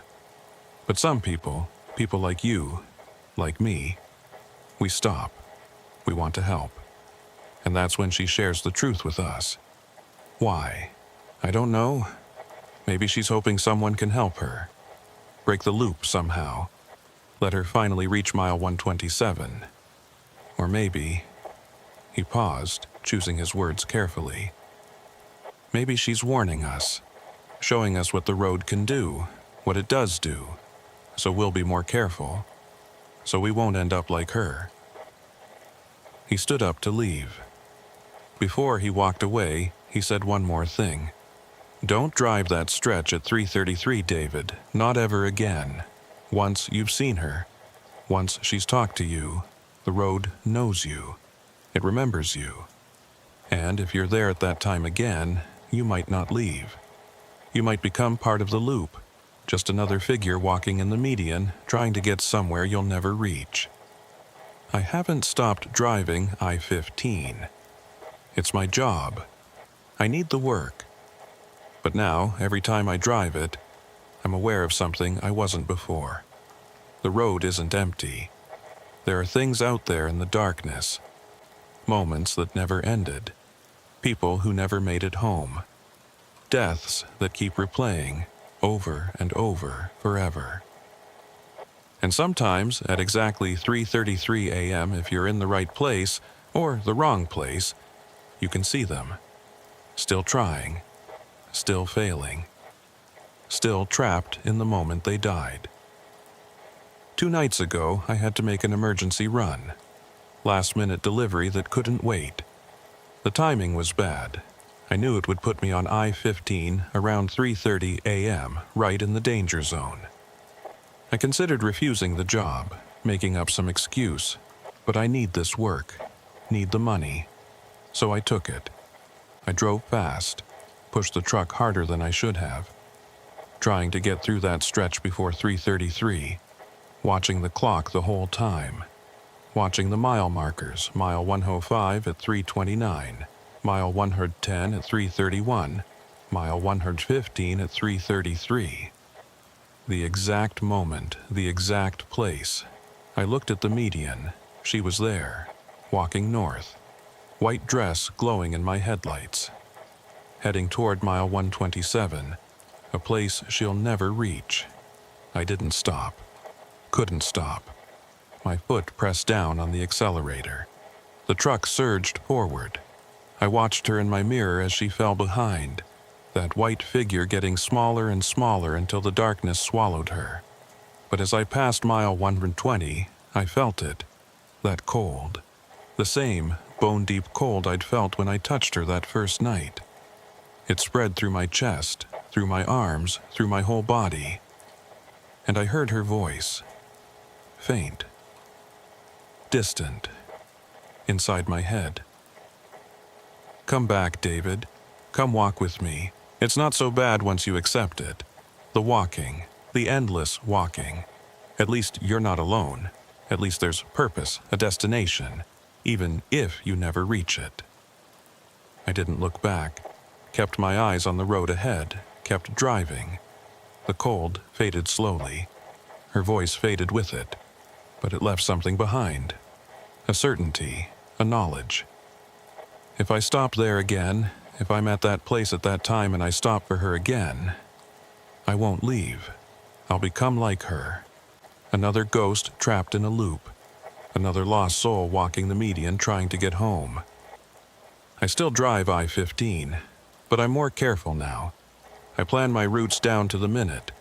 Make sure I'm never at mile 115 at 3:33 a.m. because the road remembers. And Sarah Collins is still walking, still trying to reach mile 127, still failing, every night, forever. And she's waiting for someone to walk with her, waiting for someone who'll stop, waiting for someone like me. I won't go back. But sometimes, late at night when I'm driving other routes, other highways far from Nevada, I wonder if someday I'll make a mistake. Miss my timing. End up in the wrong place at the wrong time. And then I'll see her again. That white dress. That dark hair. Those empty white eyes. And this time when she asks me to walk with her, I won't be able to say no. Because the road keeps things. And eventually, it keeps everyone. It was the mud splash that made me certain. 3 days earlier, somewhere outside of Reno, I'd driven through a construction zone where they were resurfacing the shoulder. The spray from the wet concrete had kicked up and left a distinctive pattern on the passenger side of my trailer, like someone had flicked a paintbrush loaded with brown paint, creating an abstract pattern of streaks and dots. I'd meant to wash it off at my next stop, but I'd been running behind schedule, trying to make up time after a delayed loading in Sacramento to Jacinto. The stain was still there. I'd looked at it this morning before leaving LA, thinking I really should get it cleaned off. It looked unprofessional, made the whole rig look sloppy.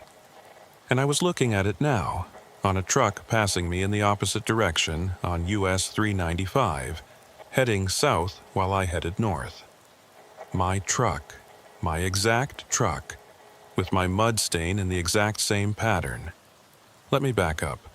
Let me explain how I got here, on this dark highway in the middle of the night, staring at my own truck passing me going the opposite direction. Let me tell you about the days leading up to this moment, because I think they matter. I think the universe, or whatever force controls these things, was giving me signs, warning me, and I ignored every single one. My name is Vincent Shaw, 43 years old, though I look closer to 50 after 20 years of truck driving. The road ages you faster than normal life. The irregular sleep, the fast food, the stress of deadlines and weather and traffic. My hair's gone gray at the temples. My face has lines that weren't there 5 years ago. My back hurts most mornings when I first stand up. The price of the life I've chosen. My wife left me 6 years ago, said I cared more about the truck than I cared about her. She wasn't entirely wrong. I tried to argue with her, tried to explain that I was doing it for us, for our family, making good money on the long hauls. But she saw through it. She knew the truth, that I chose the truck because it was easier than being home. Easier than dealing with a marriage that was slowly dying. Easier than watching my daughter grow up and knowing I was missing most of it. Our daughter, Emma, was 12 when her mother took her to Portland. She's 18 now, college-bound, pre-law at University of Oregon. Smart kid, smarter than her old man, that's for sure. We talk on the phone sometimes every few weeks. It's awkward. We don't have much to say to each other anymore. She asks about my roots, I ask about her classes. We both pretend that 6 years of mostly absent fatherhood hasn't created a distance between us that no amount of phone calls can bridge. So, I drive. That's what I do. That's who I am. Vincent Shaw, long-haul trucker. Not Vincent Shaw, ex-husband. Not Vincent Shaw, mostly absent father. Just a driver. Just a man in a truck, moving cargo from point A to point B, day after day, night after night. I've been driving long haul for 19 years now, almost 2 decades of highways and truck stops and deliveries that blur together into an endless loop of asphalt and diesel fumes. I run primarily West Coast routes, California, Oregon, Washington, Nevada. The same roads, over and over, until you could drive them in your sleep. And sometimes I think I do. Sometimes I'll realize I've driven 50 miles without remembering any of it. Like my body was on autopilot while my mind was somewhere else entirely. Like I'm not really there, just a ghost operating machinery, going through the motions of a life. 3 days before the incident on US 395, I was in Sacramento, waiting for a delayed shipment. I'd pulled into a truck stop for coffee, and while I was inside, an old driver approached me. Must have been in his 70s, face like weathered leather, wearing a Vietnam veteran cap. He'd been watching me through the window, he said, watching me check my truck, walk around it, inspect the mud stain on the trailer. "That's you, right?" he'd asked, pointing at my rig through the window. "That's your truck?" "Yeah," I'd said, confused. "Why?" He'd looked at me for a long moment, then he'd said, "You ever worry it might not be?" "What?" "Your truck. You ever worry you might be wrong about which one's yours? That maybe you're driving someone else's rig, and they're out there somewhere driving yours, and neither of you knows it?" I'd laughed it off, told him I knew my truck, had the keys, had the paperwork, had the GPS tracker showing exactly where I was. He'd nodded slowly, still watching me with those sharp old eyes. "GPS can lie," he'd said. "Paperwork can be wrong. Keys can fit more than one lock if the universe wants them to." Then he'd walked away, left me standing there with my coffee wondering what the hell that was about. I'd forgotten about it, dismissed it as the ramblings of an old man who'd spent too many years on the road, seen too many miles, let the loneliness get to him. Now I wish I'd asked him what he meant, wish I'd listened. 2 days before the incident, I'd stopped for the night at a motel outside of Bakersfield. Nothing fancy, one of those cheap roadside places where the rates are low and the bed bugs are negotiable. But I needed sleep. Real sleep in a real bed, not the cramped rest I got in my truck's sleeper cab. I'd checked in, grabbed a shower, fallen asleep with the TV on some late-night talk show. I'd dreamed about driving. That wasn't unusual. I often dreamed about the road, about endless highways stretching into infinity. But this dream was different. In it, I was driving US 395 north, just like I was planning to do. But when I looked in my rearview mirror, I saw my own truck following me. Saw myself sitting in the driver's seat, watching myself drive. and when I tried to speed up to get away from it, both trucks accelerated together.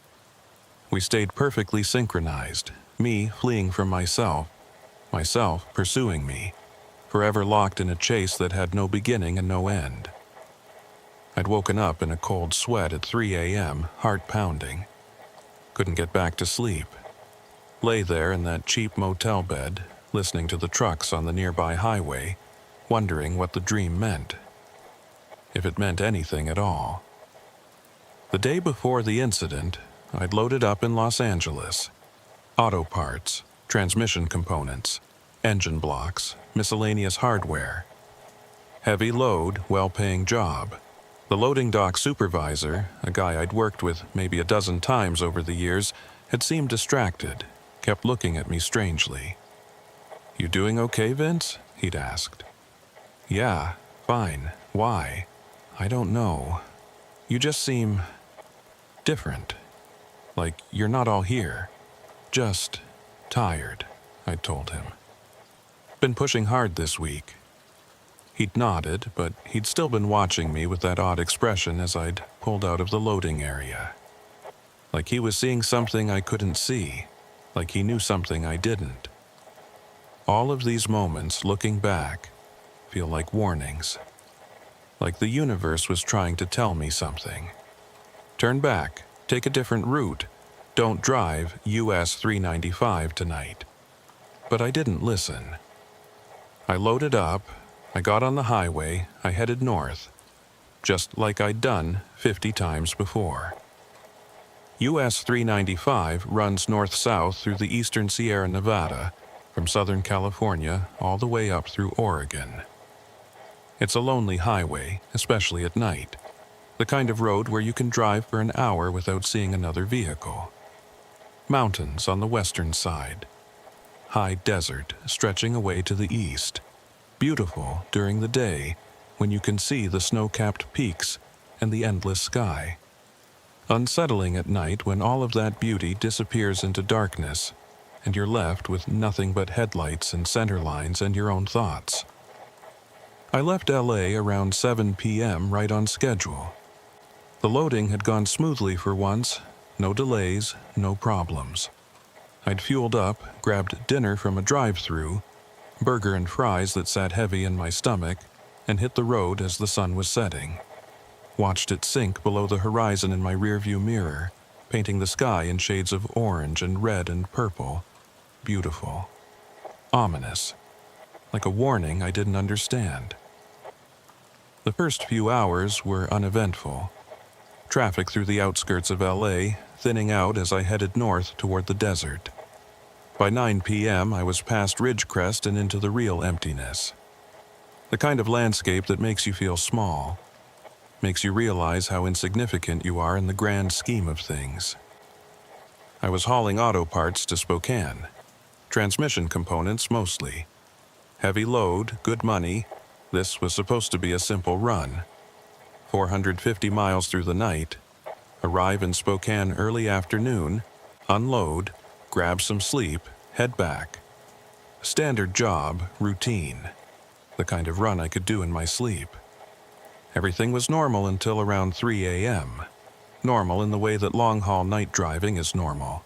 Monotonous, hypnotic, the kind of driving where your body handles the mechanics while your mind drifts.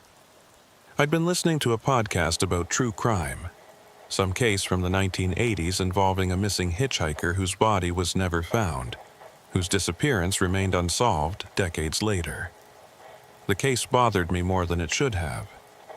Made me think about people who vanish, who step out of their lives and are never seen again. Made me wonder where they go. If they're still out there somewhere, trapped in some liminal space between being and not being. But the signal had gotten weak around 2:30, the podcast cutting in and out until it was more frustrating than entertaining, and I'd switched it off. Just drove in silence after that, watching the white line pull me forward mile after mile. The silence was heavier than usual, thicker, like something was waiting in it. I was about 60 miles north of Bishop, in a stretch where the highway runs straight as an arrow for miles. No curves, no hills, just a perfectly straight road cutting through the high desert. During the day, you can see the Sierra Nevada mountains rising to the west, massive and imposing, their peaks white with snow even in summer. At night, they're just a deeper darkness against the already dark sky. A presence you can feel but not see, a weight pressing down on the world. The road was empty. No traffic behind me, none ahead. Just me and the dark mountains looming on the west side and the endless desert to the east. The kind of emptiness that makes you feel like you're the last person on Earth. Like civilization has vanished and you're driving through a world that's already ended, that's waiting for you to catch up with the fact that everything is gone. My headlights picked out the center line, the white edge markers, the occasional reflective road sign announcing mileage to distant towns. Ridgecrest, 120 miles. Bishop, 60 miles. Reno, 245 miles. Numbers that measured distance but somehow made the vastness feel even larger. Made you realize how far you were from anywhere that mattered. How isolated you were in this bubble of light surrounded by infinite darkness. The engine droned on, that deep diesel rumble that becomes white noise after enough hours. Coffee from my thermos kept me alert. My fourth cup since leaving LA, each one weaker and more bitter than the last.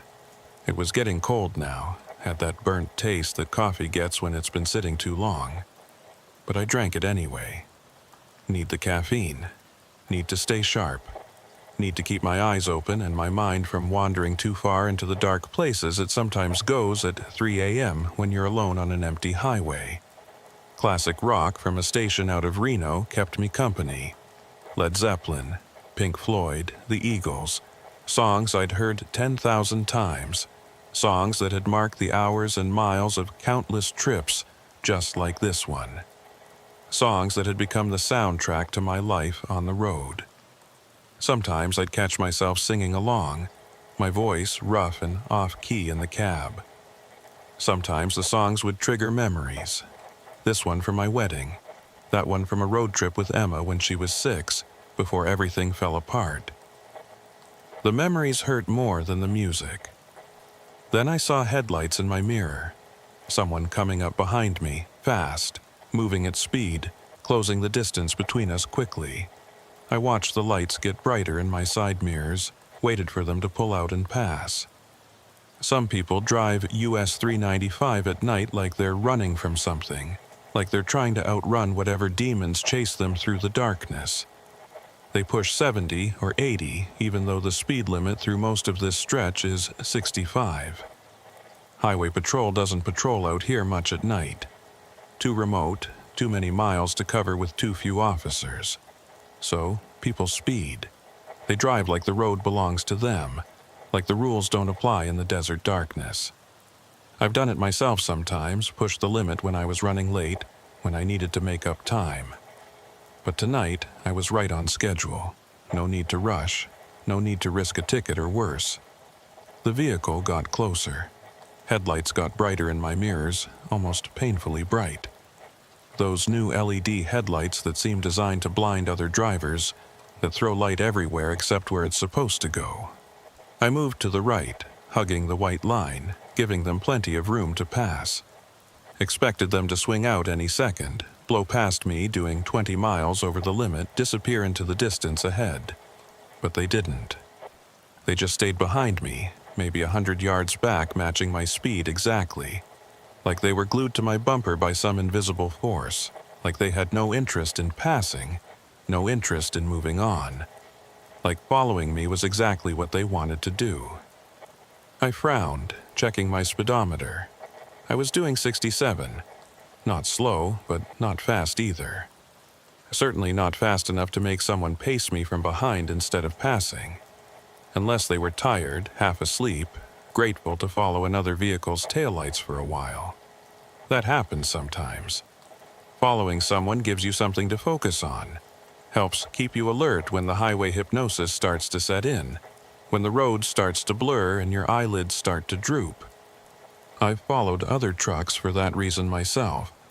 used their taillights as an anchor point to keep my mind engaged. I tapped my brakes, flashing my lights, a signal that they could pass. In trucker etiquette, it means, "Go ahead, I see you, the road's clear." A courtesy between drivers sharing the lonely hours of the night, a small gesture of solidarity in the darkness. The vehicle behind me didn't move, stayed right there, maintaining that perfect distance, never closing the gap, never falling back, just staying locked in position like we were two cars on a slot car track, forever separated by the same precise gap.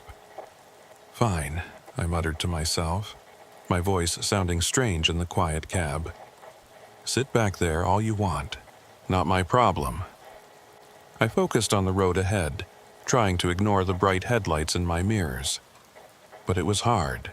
They were so bright, so constant. Every time I glanced at my mirrors, there they were, unmoving, unwavering, watching me. 5 miles passed. The headlights stayed behind me. Same distance, same brightness. 10 miles. Still there, never varying, never changing. Like they'd always been there, like they would always be there. 15 miles. My neck was starting to hurt from the tension. My shoulders were tight. Something about being followed like this, even if it was innocent, even if it was just another tired driver looking for company, set my nerves on edge, made me feel watched, hunted. I tried the CB radio, switching to channel 19, the main trucker frequency. "Southbound 395, this is northbound rig, you following me? Come back." Static. That harsh, empty hiss of an unused channel. Like the radio was working but no one was listening. Like I was shouting into a void that swallowed sound before it could travel. "Southbound 395, you got your ears on? If you need something, let me know. Over." Nothing. Just static and more static, and the growing sense that something wasn't right about this. That this wasn't just another driver looking for company. That this was something else. Something wrong. I checked my phone. No signal.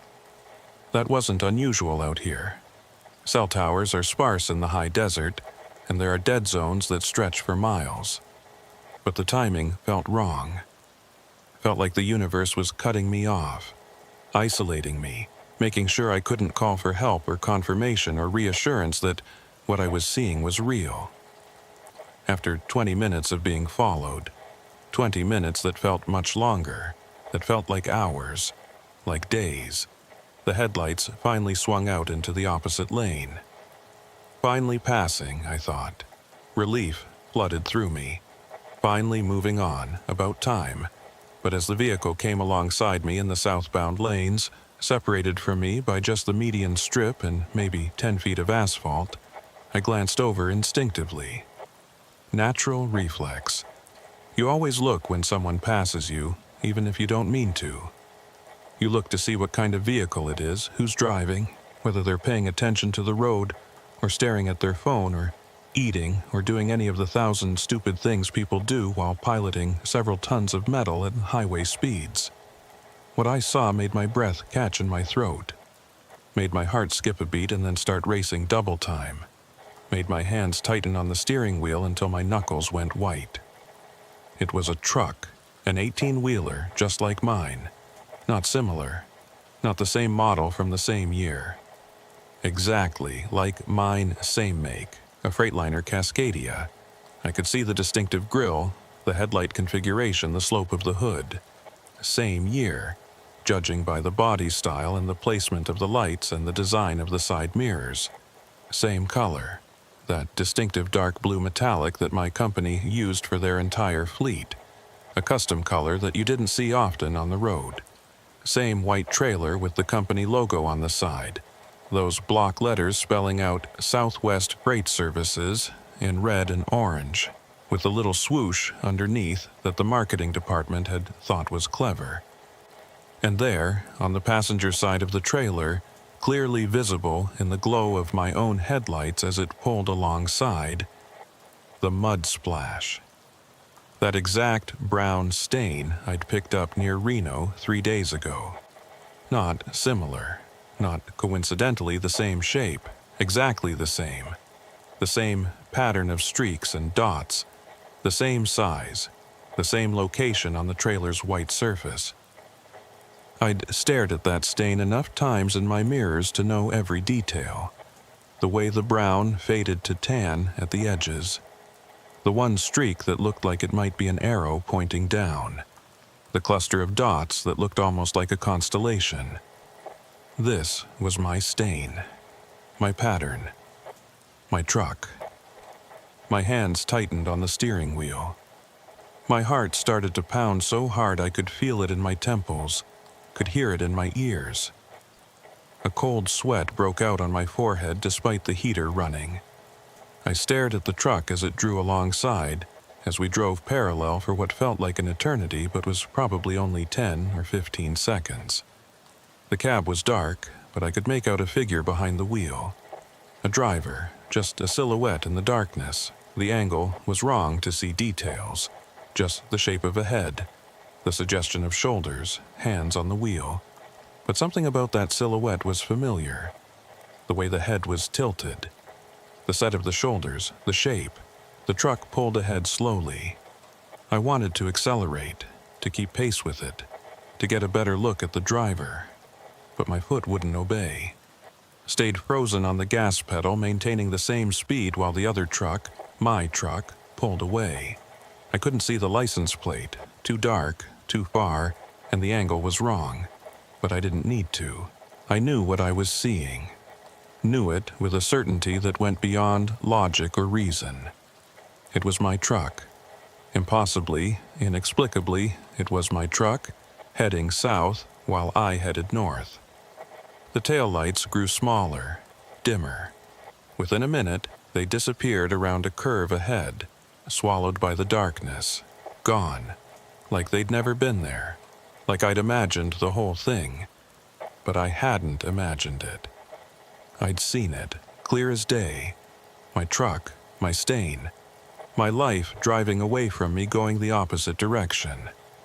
I let off the accelerator, feeling the truck slow. My hands were shaking now, trembling so badly I could barely hold the wheel. My breath came in short gasps. My vision tunneled, darkness creeping in at the edges. I pulled over onto the shoulder, tires crunching on gravel, and stopped. Put the truck in neutral, set the parking brake. Turned on the hazard lights, though I don't know why. Habit, maybe. Or a desperate need to do something normal, something that made sense in a world that had suddenly stopped making sense. I sat there in the cab, engine idling, hazard lights blinking, staring at the darkness ahead where my truck, the other truck, the impossible truck, had disappeared. This didn't make sense. My truck was here, under me, around me. I was sitting in it. I could feel the worn spot on the driver's seat. Could see the coffee stain on the dashboard from 3 months ago. Could smell the particular mix of diesel and old coffee and the pine air freshener hanging from the rearview mirror. This was my truck. This had always been my truck. So, what had I just seen? A dream. Had to be a dream. I'd fallen asleep while driving, dreamed the whole thing. It happens sometimes, microsleeps they're called. Your brain shuts down for a few seconds while your body keeps driving on autopilot. Maybe I'd had one of those. Maybe I'd dreamed about seeing my own truck. But I felt awake, felt alert. My heart was pounding. Adrenaline flooded my system. And when I pinched my arm, hard enough to leave a mark, it hurt. Dreams don't hurt like that. I grabbed my phone with shaking hands and pulled up the tracking app my company used. Every truck in the fleet had GPS tracking, mandatory now, part of the insurance requirements. I could see my location in real time, could see where every other company truck was at any given moment. The app loaded, the screen glowing blue in the darkness of the cab. The map showed a blue dot on US 395, about 60 miles north of Bishop. That was me. That was my truck, right where I was supposed to be. I zoomed out, looking for other company trucks in the area, looking for another blue dot, another Southwest Freight Services vehicle that might explain what I'd seen.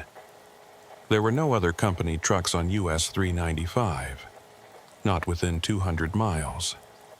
The nearest one was down in Bakersfield, heading west on Highway 58, nowhere near me. I zoomed out further, checking the whole state of California. 47 trucks in service tonight. I checked each one. None of them were the same model as mine. None of them had the same color scheme. None of them could possibly be the truck I'd just seen. I closed the app and opened it again, thinking maybe it had glitched. Same result. I was alone on US 395, the only Southwest Freight Services truck in the region. "Okay," I said out loud, my voice shaking. "Okay, think. Think this through." Similar truck. That's all it was. Some other company used the same color. The mud splash was a coincidence.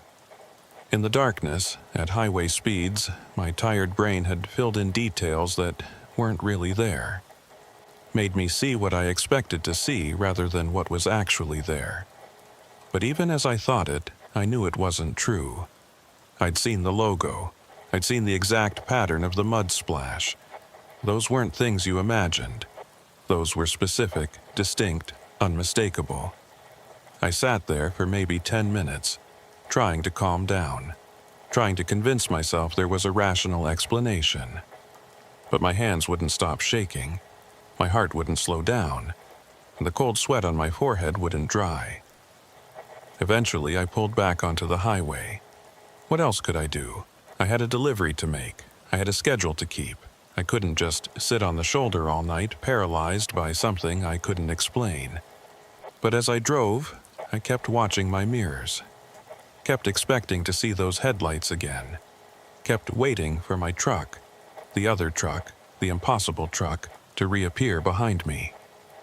The miles ticked by. Mile marker 215, 220, 225. Each one felt like an achievement. Each one meant I was farther from whatever I'd seen, farther from that moment of impossible recognition. An hour passed. The fear slowly subsided, replaced by exhaustion and doubt. Maybe I had imagined it. Maybe the old driver in Sacramento had planted a seed in my mind, and my tired brain had made it grow into something that wasn't real. Maybe I needed to stop for the night, get real sleep, forget this whole thing ever happened. I was starting to believe that. Starting to convince myself that I'd had some kind of episode, some stress-induced hallucination, starting to relax. Then, at mile marker 240, I passed a truck stop. Closed and dark, just a parking lot and a building with boarded-up windows. I recognized it. I'd stopped there a few times over the years, back when it was still open. They'd had decent coffee and a friendly staff, but it had closed down maybe 6 months ago. Couldn't compete with the bigger stops, couldn't afford the overhead. Now it was just a ghost, a reminder of the way things used to be. Except when I'd passed it heading north, it hadn't been boarded up. It had been open. Lights on. Cars in the parking lot. I was sure of it. I'd noticed it specifically, thought about stopping for coffee. Decided against it because I wanted to make up time. But now it was closed, abandoned. Had been for months. I slowed down, staring at it in my mirrors as I passed. The building looked different somehow. Older. More weathered. Like it had been abandoned for years instead of months. Like time had accelerated around it, aging it while I wasn't looking. My stomach clenched. That cold sweat was back. Something was wrong. Something was very, very wrong. I kept driving, But now every detail of the landscape seemed off. The mountains looked different, closer than they should be, or farther, I couldn't tell which. The highway seemed narrower. The mile markers seemed to be spaced wrong, appearing faster than they should or slower, time itself becoming elastic and unreliable.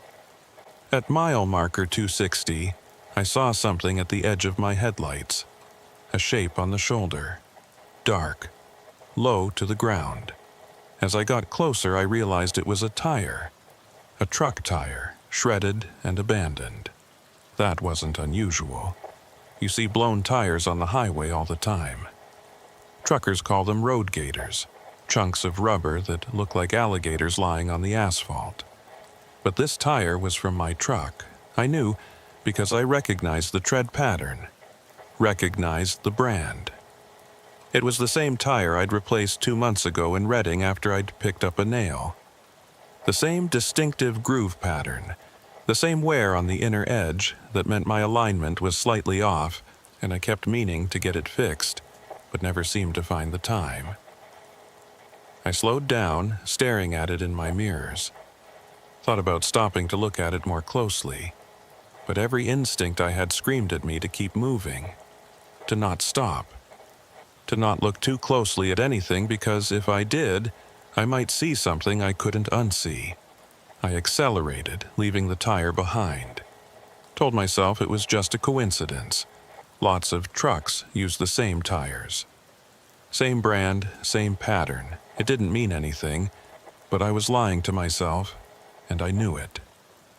My phone rang. I jumped, nearly swerved off the road. Grabbed the phone from where it sat in the cup holder. The caller ID showed my company's dispatch number. I answered, my voice shaking more than I wanted it to. "This is Vincent." "Vincent, it's Carol in dispatch." Her voice was tight, worried. "Where are you?" "US 395, heading north. About mile marker 265, I think. Why? What's wrong?" "We've been trying to reach you for the past hour. Your GPS tracker went offline at 3:07 a.m. I looked at the clock on my dashboard. It was 4:42 a.m. "It's working fine," I said, looking at the tracking app on my phone. The blue dot was still there, still showing me on US 395, still moving north. "I can see it right now. I'm tracking normally." There was a pause. Then Carol said, "Vincent, that's not possible. Our system shows your tracker disconnected at mile marker 185, near Independence. You should be—" I heard her clicking keys, running calculations. "You should be at least 20 miles south of where you're saying you are." "I'm where I'm saying I am," I insisted. "I've been driving steadily north for the past hour and a half. No stops except for—" I had stopped. I'd pulled over after seeing the other truck. "Except for a few minutes on the shoulder. Mechanical check." "Vincent." Carol's voice was different now. Careful, like she was talking to someone unstable. "Can you pull over somewhere safe? I'm going to send a recovery truck to your location. We need to check your GPS system. Something's not working right." "The GPS is fine," I said. But even as I said it, I looked at the app again. And this time, I noticed something I hadn't seen before. There were 2 blue dots on the map. One was at mile marker 265, where I'd just told Carol I was. That dot was labeled with my truck number, SWU4721. The other was at mile marker 285, about 20 miles ahead, moving north at 65 miles per hour. That dot was also labeled SW4721, my truck number. Both dots had my truck number.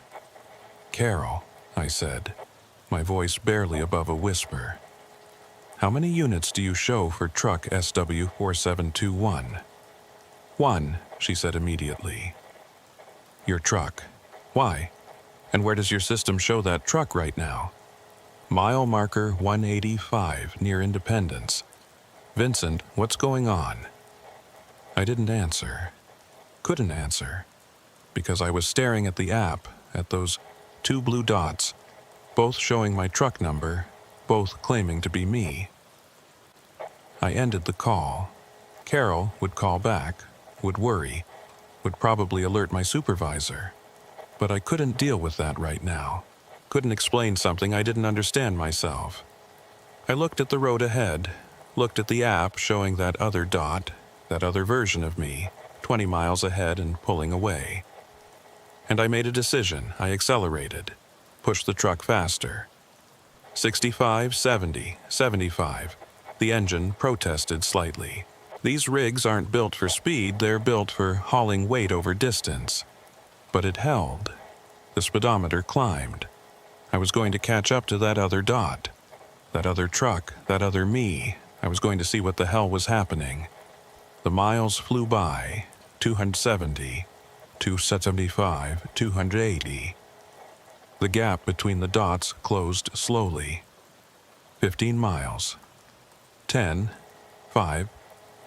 At mile marker 287, I saw tail lights ahead. Red lights in the darkness. A truck, pulled over on the shoulder, hazard lights blinking. My heart was hammering so hard now I thought it might burst. My hands were slick with sweat on the steering wheel. But I kept driving toward it, kept closing the distance. As I got closer, details emerged. Dark blue Freightliner Cascadia. White trailer. Southwest Freight Services logo. Mud splash on the passenger side. My truck. I pulled over about 50 yards behind it and stopped. Sat there, engine idling, staring at it through my windshield. The driver's door was open. A figure stood beside the truck, looking back at me. Even from this distance I could see, same height, same build, wearing my jacket, my company cap, me. I locked my doors, stupid reflex, like locks would protect me from whatever this was. The other me started walking toward my truck. Walking slowly, not threatening, just walking. Like he'd been waiting for me. Like he knew I'd show up eventually. I sat frozen, watching him approach. The headlights illuminated him clearly now. Same face. Same scar on the left cheek from a childhood bike accident. Same slightly crooked nose from a bar fight 20 years ago. Same tired eyes from 2 decades of night driving. He walked up to my window and knocked. I rolled it down, just a crack, just enough to hear him. "You need to turn around," he said. His voice was my voice. Same slight rasp from too many years of smoking before I quit. Same inflection, same cadence. "What are you?" I whispered. "I'm you," he said simply. "The real you. The one who kept driving north. The one who didn't stop back at mile marker 185. You..." He paused, seemed to choose his words carefully. "You're what got left behind. That doesn't make sense. At mile marker 185, remember? You saw me heading south. You saw your truck, our truck, heading the opposite direction. In that moment, something split. The road split us. One version kept going north, making good time, heading towards Spokane on schedule. That's me. One version turned around in confusion, started following, started trying to catch up. That's you." "I never turned around," I said, but my voice shook. "I've been heading north this whole time." He shook his head sadly. "No, you just think you have. But you've been driving in circles. Independence to the border and back, over and over. The road does that sometimes. It traps things, moments, people, versions of reality that shouldn't exist but do anyway." "How do I get out?" I asked, and I hated how desperate my voice sounded. "You don't?" His expression was pity, pure pity. "I'm sorry, but you're not real anymore. Not in the way that matters. You're an echo, a shadow, a might have been that the road decided to keep." He turned and walked back to his truck. My truck. Our truck. Climbed in. "Wait," I shouted. "Wait. You can't just leave me here?" But he pulled back onto the highway and drove away, heading north. His taillights disappeared into the distance. I sat there on the shoulder, engine idling, trying to process what he'd just told me. Then I looked in my rearview mirror. Headlights, coming up fast from behind. From the south. As they got closer, I could see it was a truck, a Freightliner Cascadia, dark blue metallic, with a mud splash on the passenger side. My truck, coming back, to start the loop again. I knew, understood with terrible certainty, that if I stayed here, if I watched that truck pass, I'd follow it. I'd turn around and start chasing it south. And then I'd turn around again and chase it north, over and over, forever, trapped in an endless cycle of pursuit and return. So I started driving, pulled onto the highway, accelerated, headed north. Because maybe, just maybe, if I kept moving, if I never stopped, I could break free, could escape this loop. But even as I thought it, I knew it wasn't true.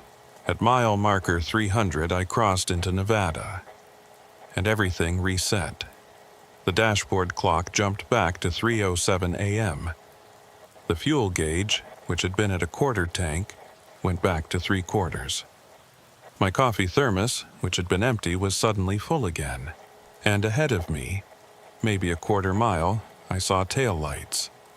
A truck, dark blue, white trailer. Southwest Freight Services logo. Me, I followed those tail lights for hours, or minutes, or days.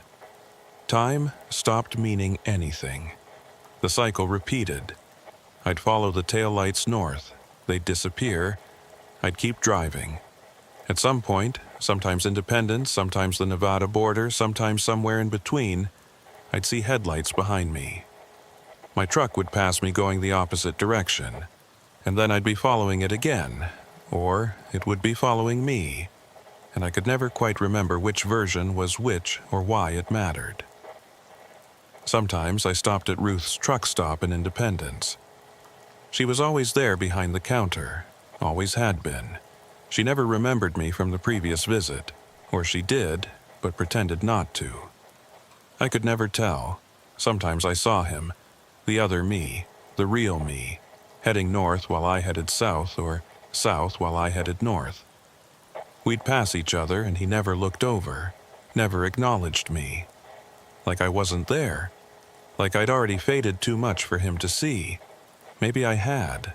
I don't know how long I've been driving this road. The clock says 3 hours since LA, but I've watched the sun come up and go down and come up again. I've driven through seasons, spring rain, summer heat, fall wind, winter snow, all in what the clock insists is a single night.